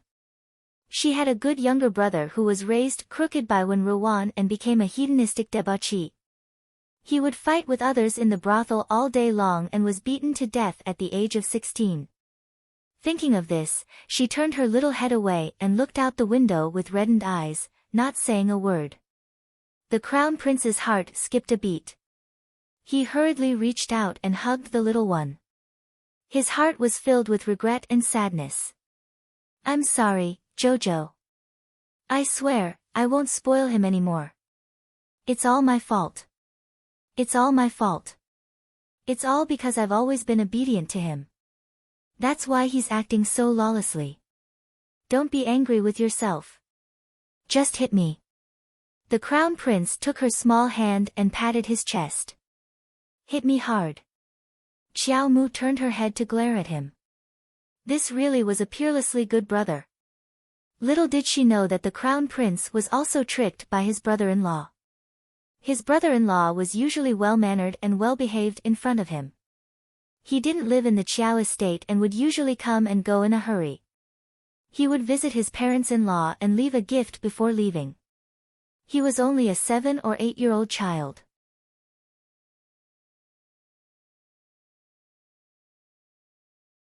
How could he know that this kid was so crafty and usually put on an act? When Mou, that brat, was young, the crown prince also allowed his younger brother to do whatever he wanted and gave him whatever he wanted. This brother-in-law was no different from his own younger brother, so who would have thought that his brother-in-law would be so tricked? 10:00 in the morning.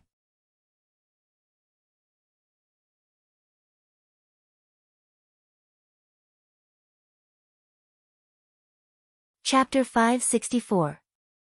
The carriage turned back to Minshan Avenue and slowly moved along the bluestone-paved street. In the carriage, Qiao Sen sobbed for a while. His little face was flushed red, and he looked rather pitiful. Arbor looked at his red and swollen hand and pursed her lips without saying a word. After a while, when his sobbing subsided, she pulled his arm in front of her and flipped her hand to take out a small bottle of ointment. The ointment's effect of removing blood stasis and reducing swelling was naturally excellent.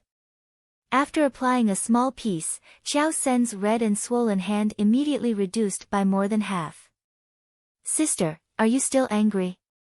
Qiao Sen peeked at his sister and said weakly. "Xiao Senator's sister beat you up. Do you blame me?" Arbor asked softly and stopped what she was doing. Qiao Sen hurriedly shook his head. This child was very clever.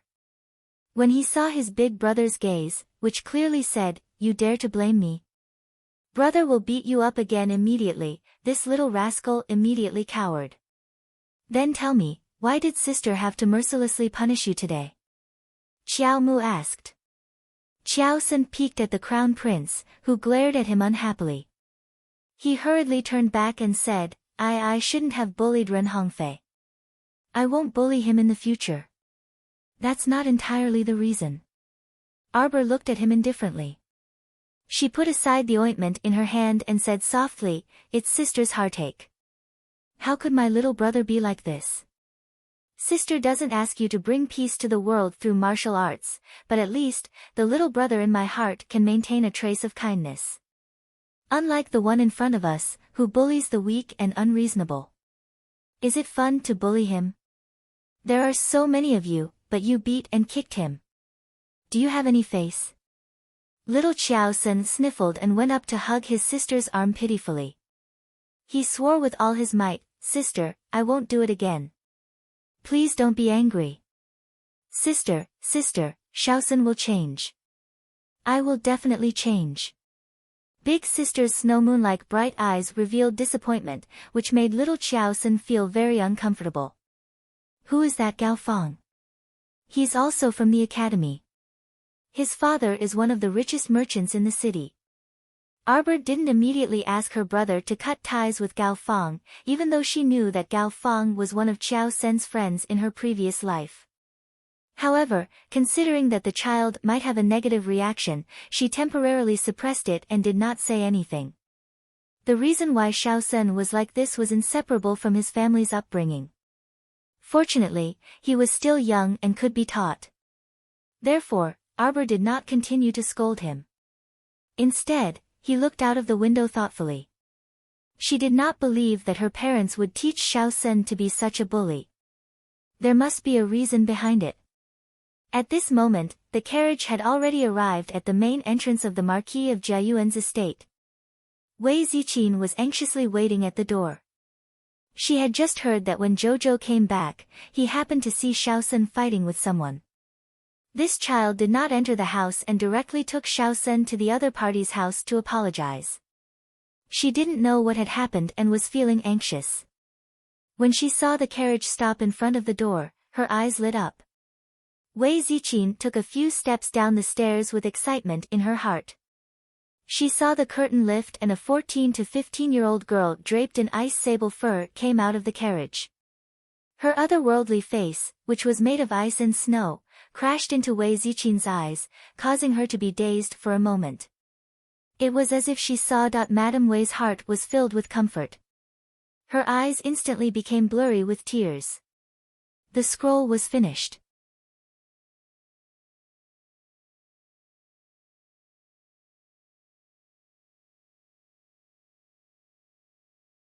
Chapter 565. With a glance, Xiao Mu saw her mother standing at the entrance, and the corners of her eyes and forehead had clearly increased with fine wrinkles. In an instant, Arbor's heart was filled with longing. She quickly walked towards her mother, walking faster and faster until she was sprinting. Wei Ziqin also hurriedly ran down the steps. She shook off the hand of a servant girl who wanted to support her and ran towards her daughter with open arms. "Mother!" Arbor rushed over and was immediately pulled into Wei Ziqin's arms. Wei Ziqin reached out and patted her on the back. With tears in her eyes, she scolded, "You stinky child. Tell me, what did you tell mother when you left?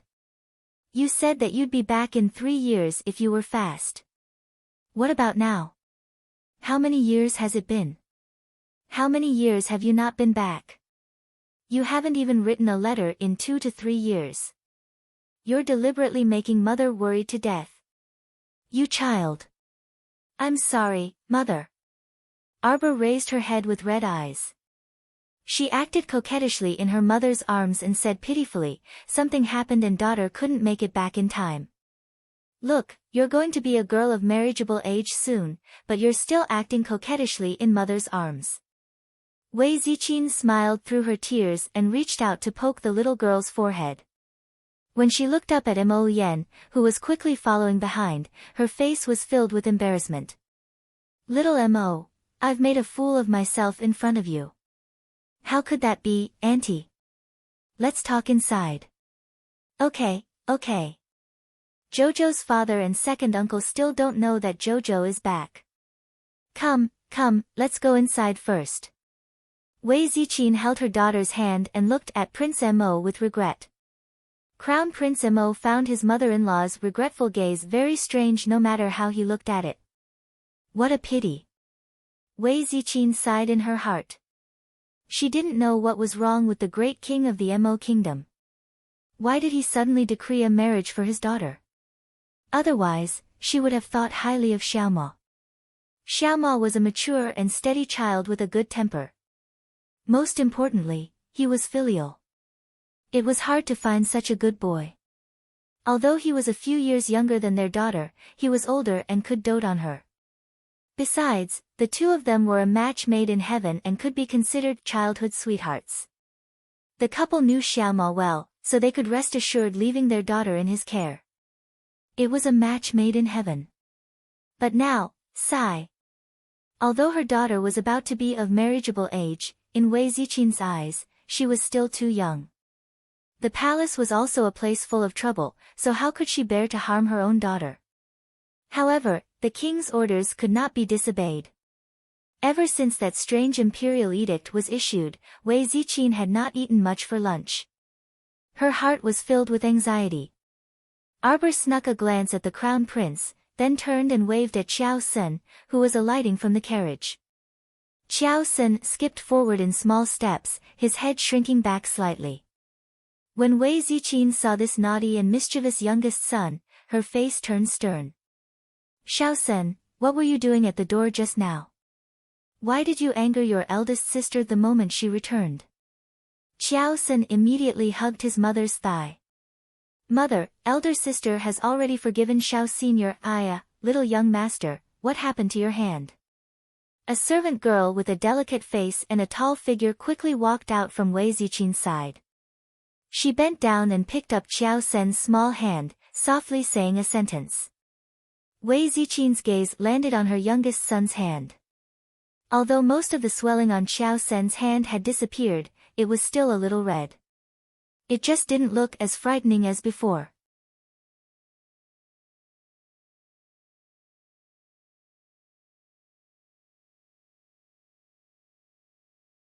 Chapter 566. Wei Ziqin frowned. Donghe, why aren't you greeting eldest miss? You're so unruly.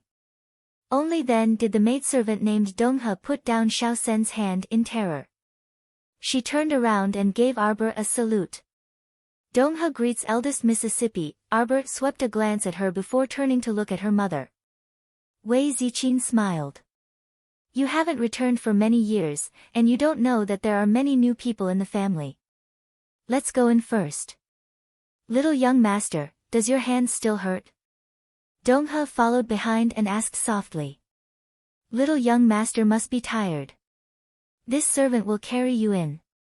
Little Xiao Sun was just about to lie down on Donghe like in the past.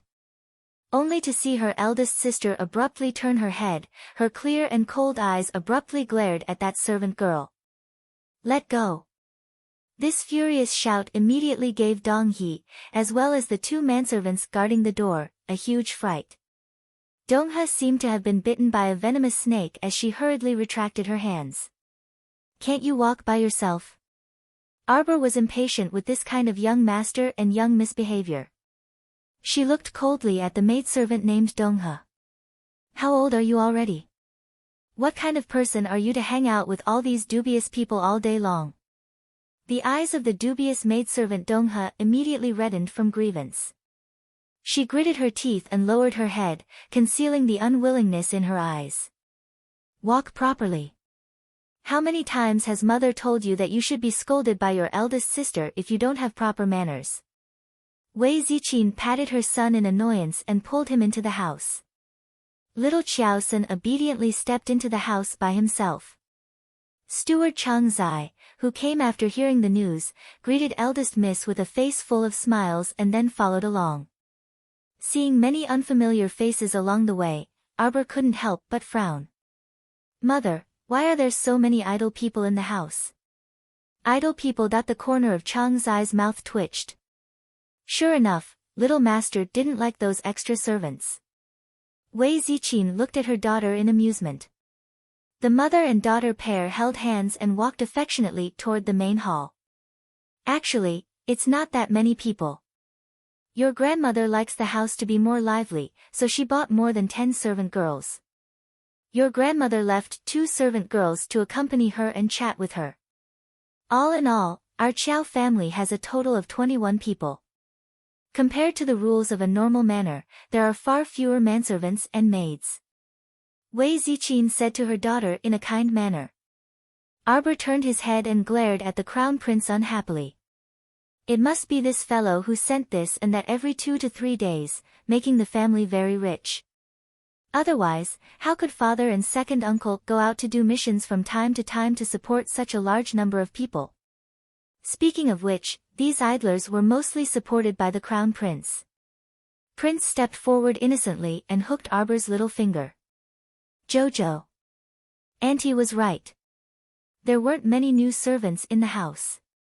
Now that the courtyard is so big, it's troublesome to take care of it. You don't want Auntie to work too hard, right? Arbor snorted and turned his head away, not wanting to pay attention to him. Wei Ziqin, on the other hand, was somewhat alarmed. She hurriedly stepped forward to separate the 2 people's hands, looking at her daughter with a face that wanted to say something but hesitated. Qiao, mother has something to tell you. Crown Prince was baffled. He didn't understand why his mother-in-law had stepped forward to break up an affectionate couple. Mother, tell me. What is it? Daughter, this morning, the family received an imperial edict. The great king somehow betrothed you to the current crown prince. Tell me about this. AI. Wei Ziqin sighed.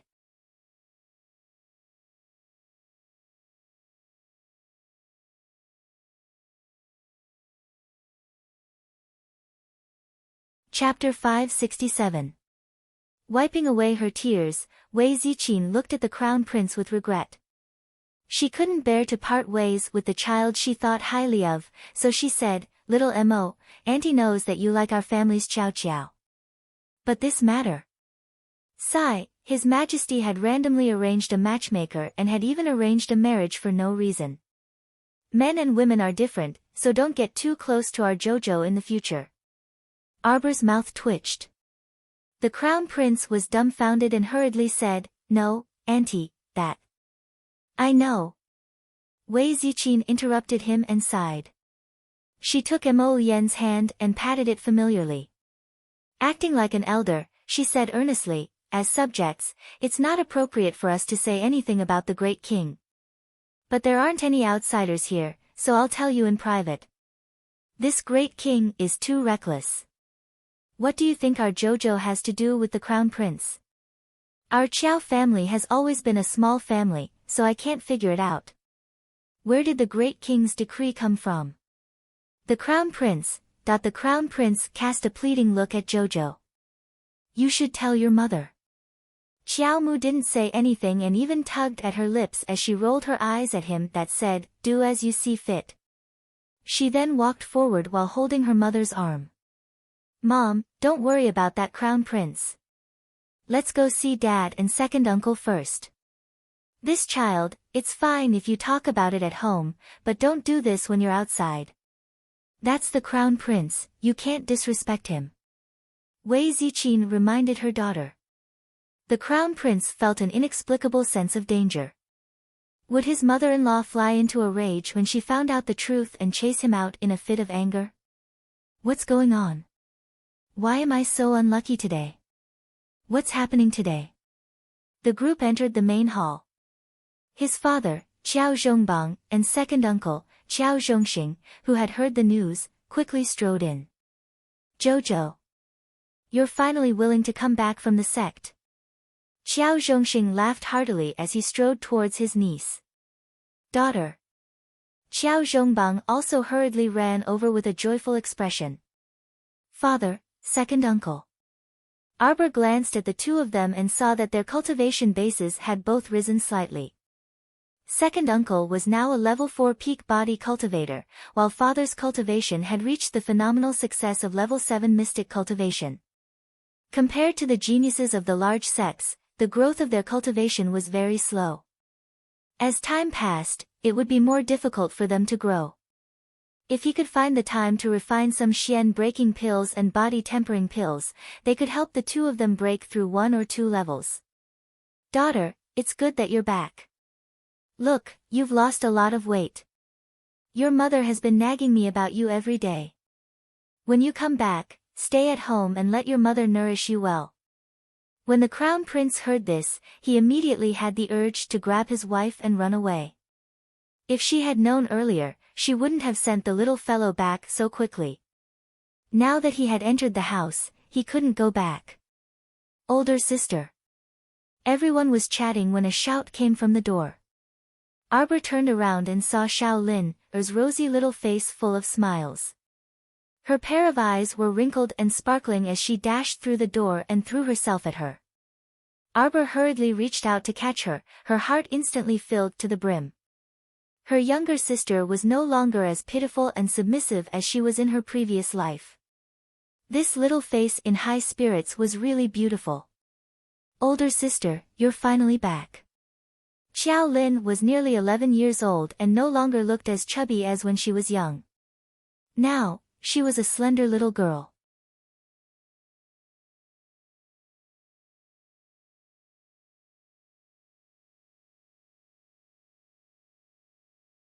Chapter 568. Xiaolin, you've grown a lot taller. Arbor looked at her little sister's cheerful figure and her mood was lifted. She had also temporarily thrown all those troublesome matters to the back of her mind. "Sister, you're even prettier than before." All right. These two sisters have only just met and they're already praising each other. Wei Ziqin couldn't help but giggle. She held her daughters in each hand and couldn't hide her fondness for them. "Jojo, mother will take you to see your Nanzhu garden. You'll live there in the future. If you don't like it, how about we change?" When the crown prince heard that, he was going to live there. The crown prince hurried forward and smiled at Wei Ziqin. "Auntie, Jojo still has to return to the palace today. There's a palace banquet tomorrow night.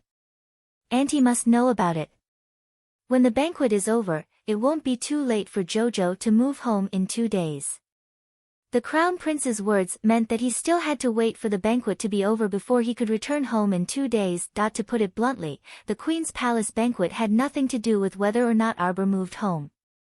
Even if Xiao Mu were to stay at home now, she would just enter the palace with her mother tomorrow night. After all, her mother was currently a marchioness with a third-rank title, so she definitely had to attend the banquet and meet the noble ladies of the capital while she was at it. Of course, the banquet wouldn't be a good one. This was inevitable. She would see who dared to provoke her. Arbor's mother was led astray by the crown prince's words. When she thought of the palace banquet, she frowned. "Jojo, I don't know what the crown prince's personality is like. When you enter the palace tomorrow, you'll probably have to meet him. I don't know what that great king is thinking. You haven't even reached marriageable age yet and he's already betrothed you to His Highness the Crown Prince. Although there's still some time before the wedding, the status is already set." Her mother began to nag about her daughter's boundless marriage path again, full of worry. Arbor's mouth twitched. She received the crown prince's pleading gaze and couldn't help but curse him inwardly. She snorted and turned her face away. The crown prince hurriedly stretched out his finger to scratch her small palm and gently tugged at her. Arbor coughed and reached out to hold his mother's arm and said softly, "Mother, do you remember what I told you before? There was once when your daughter was almost kidnapped by someone from an evil sect, but was saved by a young hero?" I remember. Of course, mother remembers."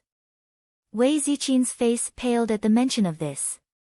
She still remembered that her daughter had told her that someone from the evil sect had taken a fancy to her daughter's talent and wanted to capture her to make her into a puppet.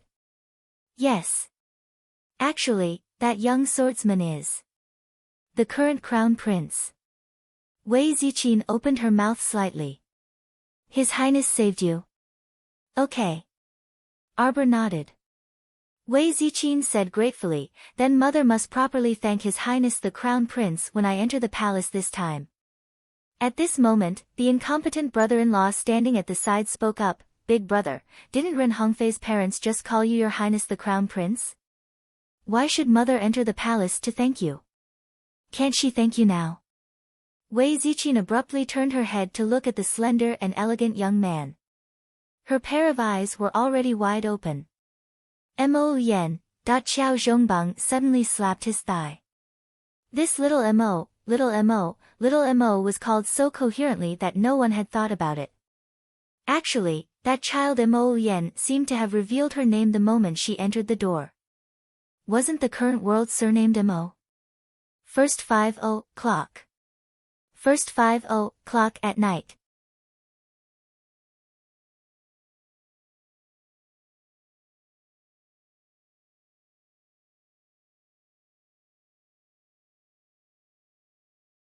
Chapter 569. Qiao Zhongbang, Wei Ziqin, and the others were just about to step forward to salute when Mo Yen hastily stopped them. Uncle, Auntie, there are no outsiders here, so we won't pay attention to those empty formalities. What a joke. His little wife was glaring at him, so how could he dare to let Qiao Zhongbang and his wife greet him? I didn't deliberately hide it from you before, so please forgive me. Your Highness the Crown Prince is too serious, Qiao Zhongbang quickly said. Uncle, Auntie, you can call me little Mo like you always do at home. Uncle, Auntie, and second uncle are all my elders, so calling me this sounds more intimate. This. Qiao Zhongbang hesitated for a moment, but it was Wei Ziqin who readily agreed. Little Mo, you're too much. You didn't say anything and made Auntie worry for the entire day. She thought that the great king had randomly arranged the mandarin ducks, but who knew that it was actually a misunderstanding? Arbor stood at the side without uttering a word. She could tell that the crown prince had been putting in a lot of effort to visit her family recently.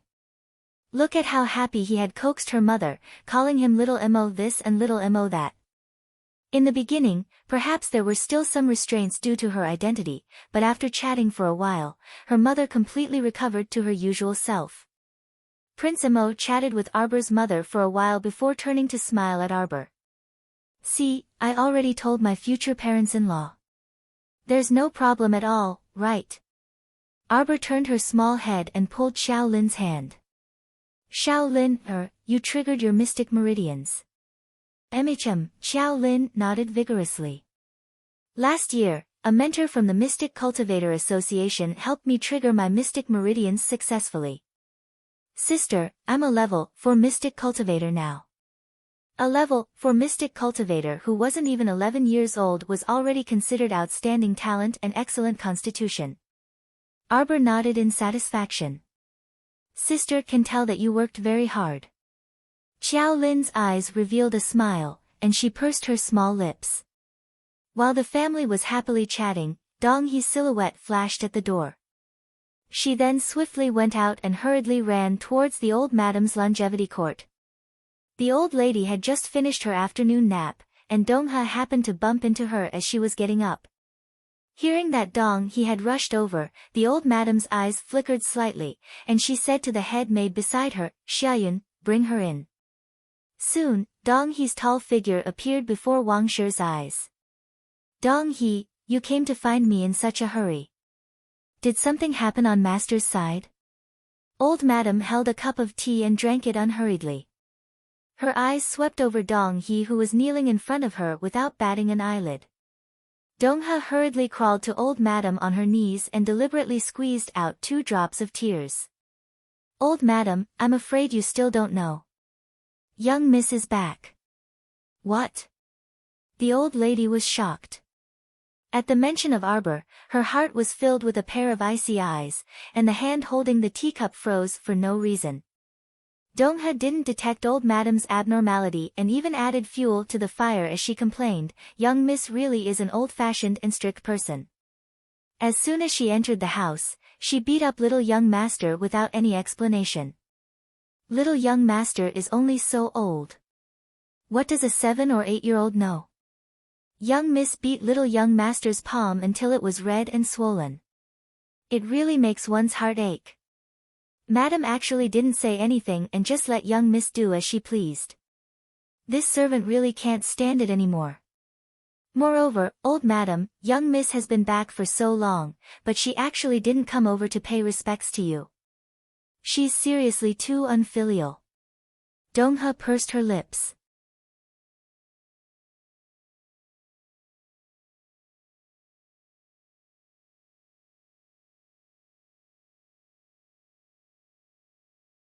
Chapter 570. Just now, this servant saw that little young master was beaten so pitifully, so this servant wanted to carry little young master away to apply some ointment. Who knew that eldest miss would berate this servant without any explanation and even say that this servant is that kind of indecent person? Dong-ha continued to complain with an aggrieved expression, "Old madam, in any case, this servant is someone that you assigned to master and madam." Eldest miss not giving this servant any face clearly shows that she doesn't put old madam in her eyes. With every sentence that Dong-ha said, Wang Nei's expression turned worse by a few degrees. Finally, she slammed the table and shouted angrily, "This little girl's temper has grown increasingly these few years. This old one wants to meet her.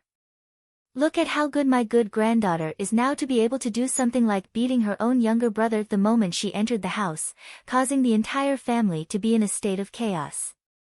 Having achieved her goal, Dong-ha secretly revealed a sinister smile. She hurriedly wiped away her tears and stood up, following old madam with small steps. Xiaoyan frowned and caught up with old madam's footsteps. She whispered, "Old madam, you're going to the antechamber by yourself? Then why are you looking for eldest miss? Don't forget, eldest miss's current status is completely different. Early this morning, His Majesty issued a marriage decree and has already betrothed her to His Highness the Crown Prince. Eldest miss is now Her Highness the Crown Princess. There's a difference between a monarch and a subject. If you rashly rush over to reprimand her like this and someone with ulterior motives finds out, they will definitely make a big fuss about it." Thinking carefully, old madam almost broke out in a cold sweat. She turned to look at Xiaoyan and nodded repeatedly. Xiaoyan's words are very true. Seeing that old madam was actually about to back down, how could Dong-ha be willing to comply?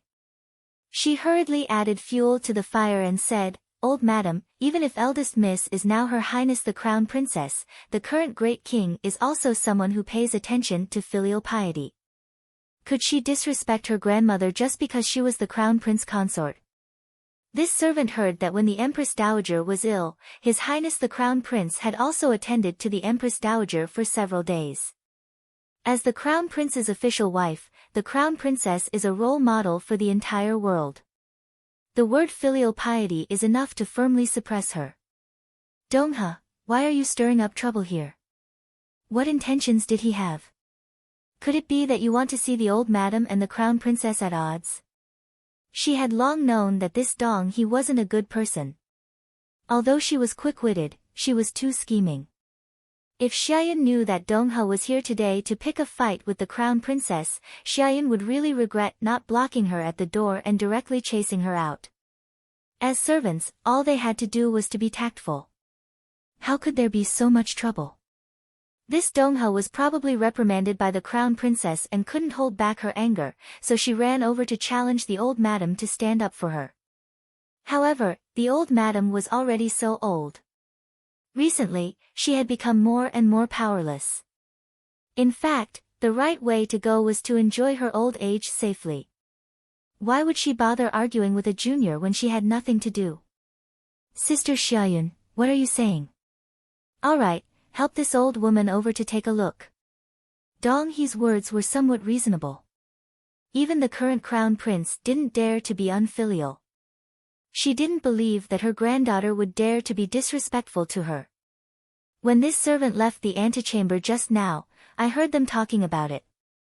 It turns out that the young master who often comes to our residence to visit Madam and Master is His Highness the Crown Prince."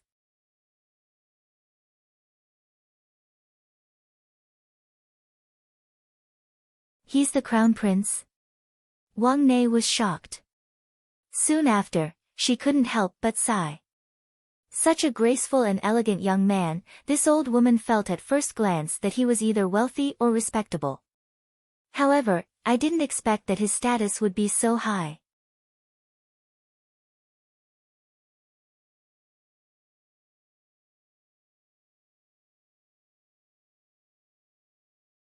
Chapter 571. When elderly lady was helped into the room, everyone was happily chatting. As soon as elderly lady Wang entered, the entire living room was dead silent.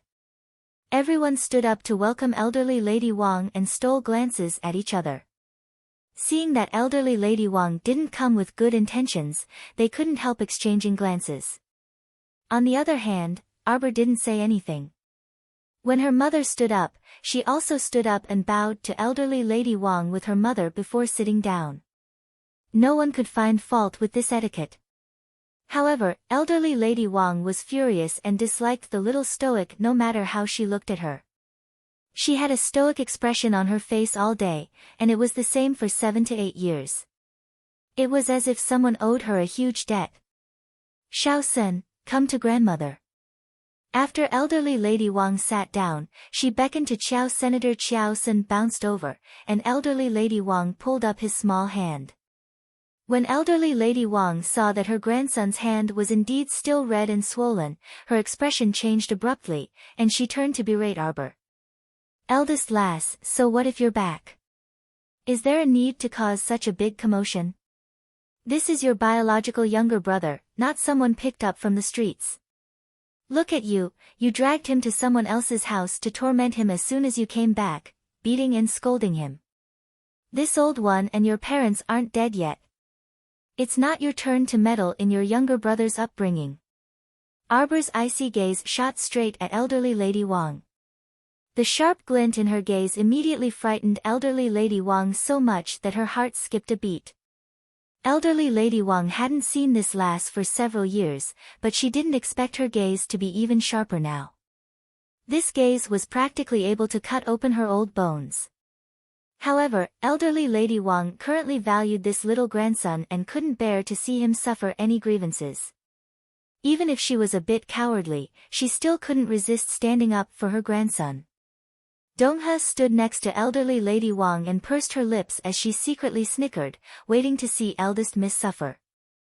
All of a sudden, eldest miss stood up abruptly, and a pair of icy eyes abruptly shifted to her. The front hall was so silent that one could hear a pin drop. Donghe felt that her heart was about to leap out of her chest. In a flash, eldest young miss had already arrived in front of her. Without any explanation, a heavy slap landed on her cheek.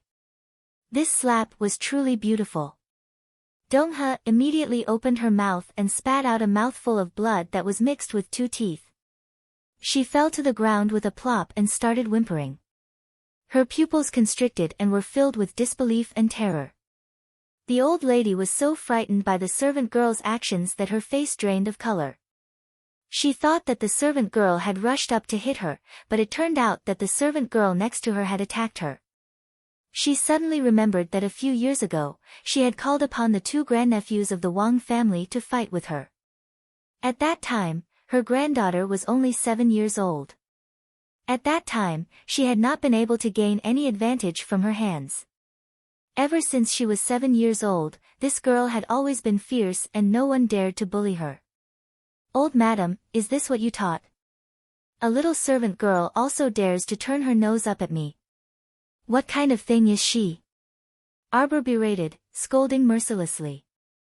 A servant girl, dressing herself up like a concubine, wearing red and green and acting coy all day long and showing off her right and wrong.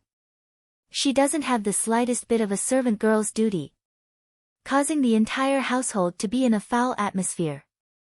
Hurry and come. Immediately drag her away. Even if you want to sell her or beat her to death, make her disappear from my sight immediately. Don't disgust me. Chang Zai immediately jumped out tactfully.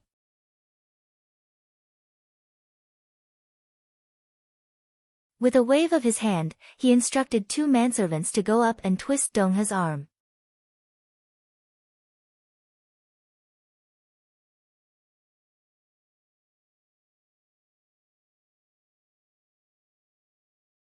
Chapter 572. Old Madam was so infuriated that her chest heaved up and down repeatedly. She pointed at Arbor and said, "You," for a long time, but she couldn't utter a complete sentence. Her eyes were so furious that they were about to spit out flames. What right do you have to sell me? What right do you have to sell me? I'm old madam's person. Dong Hee's arms were twisted by the two manservants, and her eyes couldn't help but widen as she struggled non-stop. Her head of jewelry and jade shook, and her disheveled appearance cut a sorry figure. Arbor's bellyful of anger instantly exploded, and he fiercely kicked that last Dong Hee, sending her flying out from the two manservants' hands. She fell to the ground fiercely, and her head knocked against the thick stone slab, instantly creating a bloody hole. The surroundings were dead silent. All the servants stared at the enraged eldest miss with fear and trepidation. They only felt as if their hearts were gripped by a giant palm, and they were so frightened that they were somewhat unable to breathe. What right do I have to sell you?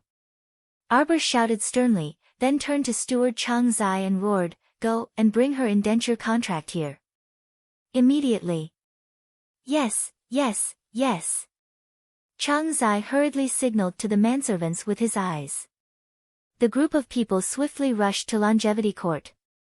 Since she said she was old madam's person, then the indenture contract must be in Longevity Court. Old madam looked on helplessly as that group of manservants accepted Arbor's order without any moral integrity and openly ran to her court to search for the indenture contract. She was so angry that her chest kept panting, and she was almost unable to breathe. Not a moment later, a few quick-witted manservants dug out the indenture contract, and a thin stack was handed over to eldest Mississippi. Do you see this? Your indenture contract is now in my hands. If I want you to live, you'll live. If I want you to die, you'll die for me. Arbor waved the slave contract in his hand, scaring Dongha, who was curled up on the ground, to the point that she scrambled to the old lady's side and cried, Old lady, save me, old lady, save me. That was a weeping pear blossom bathed in the rain, her coquettish eyes brimming with charm. That last Dongha's entire body was trembling. Seeing that old madam was panting heavily without making a sound, she looked up in Xiao Zhongbang's direction and crawled towards him while crying. Master, master, save me. He knew that the old lady was up to no good again. This Dong Hee, judging from her enchanting appearance, was definitely someone who wasn't content with her marriage. Most likely, the matriarch had even promised her that if she found an opportunity, she might even promote her to be her father's bedwarmer. Shaosen was ruined by you demons. Arbor stepped forward and stomped on Dong Hee's back, directly making her lie there and unable to move. Drag her out, flog her 30 times, and immediately sell her. From now on, this will be the outcome of whoever dares to talk nonsense again. Arbor said coldly as he ruthlessly stomped on Dong Hee's back with his small foot. Dong Hee howled as she was dragged out. She never expected that she would become a part of the play when she only came to watch the show. Old madam was so angry that she sat paralyzed on the ground. She pounded the ground and wailed, My descendants are unworthy. My descendants are unworthy. Ah, I'm already so old, but I'm being humiliated by my granddaughter like this. I can't live anymore. I can't live anymore. As he spoke, he patted his chest and gasped for breath. Xiao Zhongbang awkwardly glanced at the crown prince, who was sitting calmly on the side. A pitch-black shadow had appeared at the crown prince's side at some point in time, and Huifeng followed him like a shadow. The crown prince secretly sent him a look, and Huifeng understood and left after receiving the order.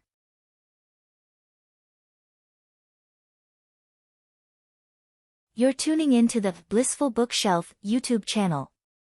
We're so grateful for your support, and don't forget to subscribe to join us on this incredible journey through captivating stories. Your generosity through donations truly makes a world of difference, as it's the primary source of revenue that allows me to expand and enhance this channel for you.